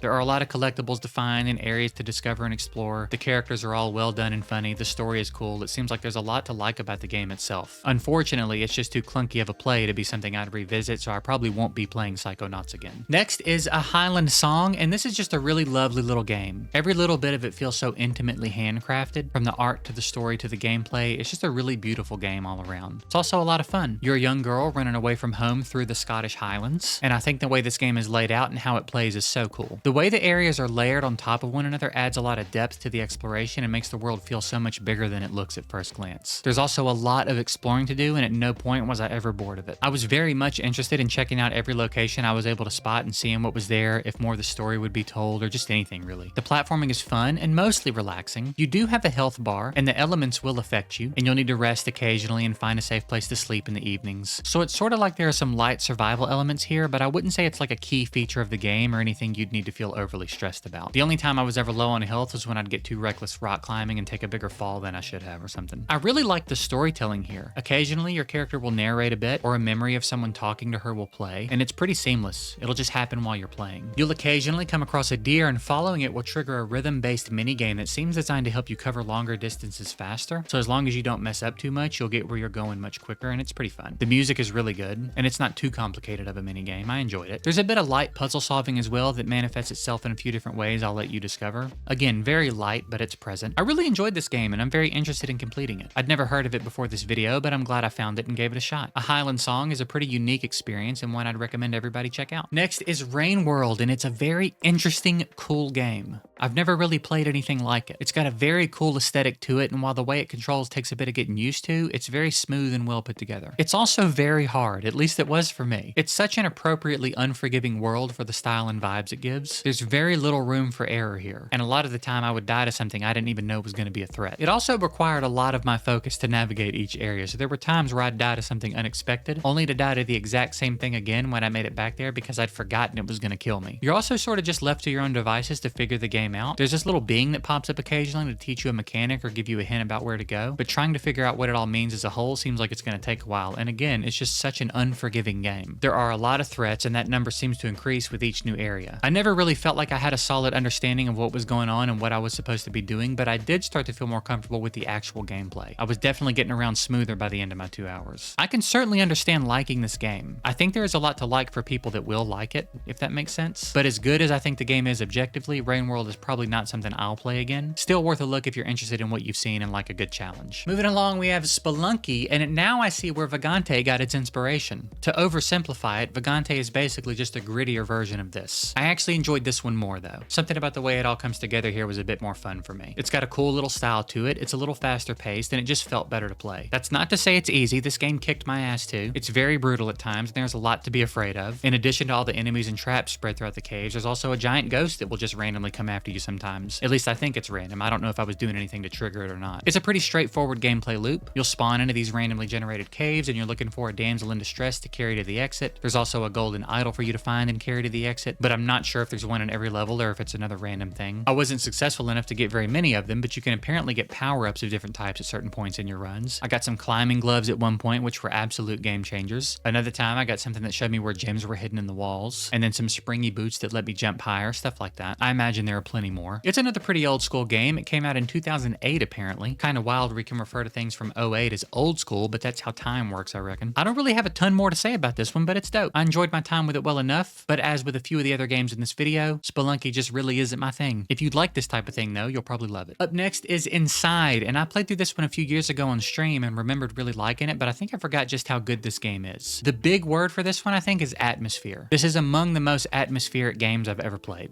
They just nailed the vibes here. It's such a tense opening to the game, and that uneasy feeling sort of sticks with you throughout the whole experience. It's so unsettling, but in such a satisfying way. I love how there's no intro, no tutorial. You just start running and it gives you what you need to piece it all together as you go. It's really brilliant. I think it's beautiful as well. Everything has this washed gray tone to it, which makes the instances when they use color pop so much more, and it often feels really intentional when you do see a splash of color somewhere. While progression is ultimately linear, you will want to do a bit of exploring when an area presents the opportunity, as there are things to find that are not mandatory and may or may not have some sort of impact later on. The game plays so incredibly smoothly. It's an exceptionally well put together game, and the platforming is fun. It's very easy to pick up on mechanically, and not one of those games where you really need to worry about mastering anything. The challenge will often come in the puzzle solving presented to you as you go, and it's so well done. You'll hit a point where you'll die a couple times and not understand how you're even supposed to make it to your destination, but there's always something to figure out, and it's really engaging. I'm very impressed with the implementation of the puzzles here. They always make sense and fit in with what's going on. It rarely feels like some abrupt roadblock with a puzzle that feels shoehorned in or anything like that. It's also just a fascinating game. It's very risky to try to tell a story like this. You can so easily mess it up, but they really did a fantastic job. It'll make you wonder, it'll confuse you, and there are details all throughout the world to see and process, and it all comes together in such a cool way. Inside is definitely one of those games I think everyone should experience. You can't really get an idea from just looking at it. It's totally different to actually play it, and I recommend everyone do so. Up next is Neva, and wow, where to start with this one? This is another one of those games where I think every single thing about it is just perfect. It's got some excellent gameplay, and all of the different types of gameplay it's offering. It has a literally breathtaking art style. It's sort of like watercolor at times. It looks very created and not generated, if that makes sense. And the designs for the levels are just out of this world. Like, there will be some shots as you play through this that will absolutely blow your mind. It's another game with a story with no words, but it's very easy to understand. It starts off pretty heavy, as a lot of these tend to, I've noticed, and I'm definitely the target audience for this one in particular. Once the game starts, it's just a you and your dog kind of journey, which I'm all about, and the way the game continues to expand and get more difficult and offer more as you progress is so smooth and fun. You can pet Neva as well, so we don't have to take any points away for that. It'll start with some light platforming with the occasional light puzzle. You'll eventually get introduced to combat, and things will begin to ramp up a bit, and the game does actually start getting pretty difficult. This is not a cozy platformer by any means, although it does have a story mode option in the difficulty you can choose that makes it less stressful. It's not unbearably hard or anything, but there was a boss fight or two I had to try a few times to figure out, as well as a couple of challenging platforming areas. It's got some really cool mechanics that force you to get creative the further you progress, and I'm really impressed with how well they implemented puzzle solving into the platforming in a way where it's challenging for a number of reasons. It's a lot of fun, and it's hard enough that when you do finally accomplish what you're trying to do, you'll get that little dopamine hit. This is also the kind of story that really motivates me to finish a game. I want reconciliation for things like this, so I will be completing this one. I think I'm closing in on the halfway mark if the chapters are any indication, but if we consider the levels continuing to get bigger and more difficult, I may be about 1/3 of the way through. I really do love everything about this game. It's contending with Ori and the Blind Forest for my favorite from the whole video at the time of writing this. I know I've said this already about another game or two in the video, but Neva is another must play in my opinion. It's just such an incredible game on so many fronts so far, and I can't wait to finish it. And next is Planet of Lana, and what a final stretch. This is another amazing game on so many levels. It's beautifully designed. They were so creative with the layering and the way they put everything together visually. The sound design stood out pretty significantly here as well. Not only the music and the way they used it, but the atmosphere and sounds of the environment, really well done. It starts off playing a lot like Inside, but at a certain point fairly early on, you'll meet your little companion, Mool, and really start learning what the game is all about. It's very much a puzzle platformer, and the added layer of having a companion to not only help you through the puzzles, but that you also have to help get through them is such a creative mechanic, and they did such a good job with it. You can, of course, pet Mool for anyone wondering. I think this probably offers the most fun puzzle solving of anything in the video, so for anyone that is into that aspect, I think this is the one to try. It also has some fun platforming, and you will start noticing you have to be a bit more precise with your jumps, but it has definitely leaned harder into the puzzle so far. There have been a few mild head scratches up to this point, but they are getting more difficult for sure, and I was still regularly getting introduced to new mechanics and elements to the puzzle, so it didn't seem to be slowing down anytime soon. I really enjoyed the dynamic of having the companion. There was something about having to count on each other that really emphasizes the bond between the two of you. It's pretty neat. As I mentioned earlier, it's just visually incredible. I love the art style, and the contrast of the style of the scenery against the different style of the characters makes both elements pop in a way that really works. And with the addition of the top-notch sound design, it's just a gorgeous world in every way it could be. I'm interested in the story it's telling, I want to see more of the world, and I'm having a really good time solving the puzzles and making my way through it all. It's just difficult enough to be engaging so far without being remotely stressful or frustrating. It's striking a great balance. If you're looking for a good puzzle platformer that you can relax and enjoy, Planet of Lana is probably the best one in the video, definitely one of my favorites.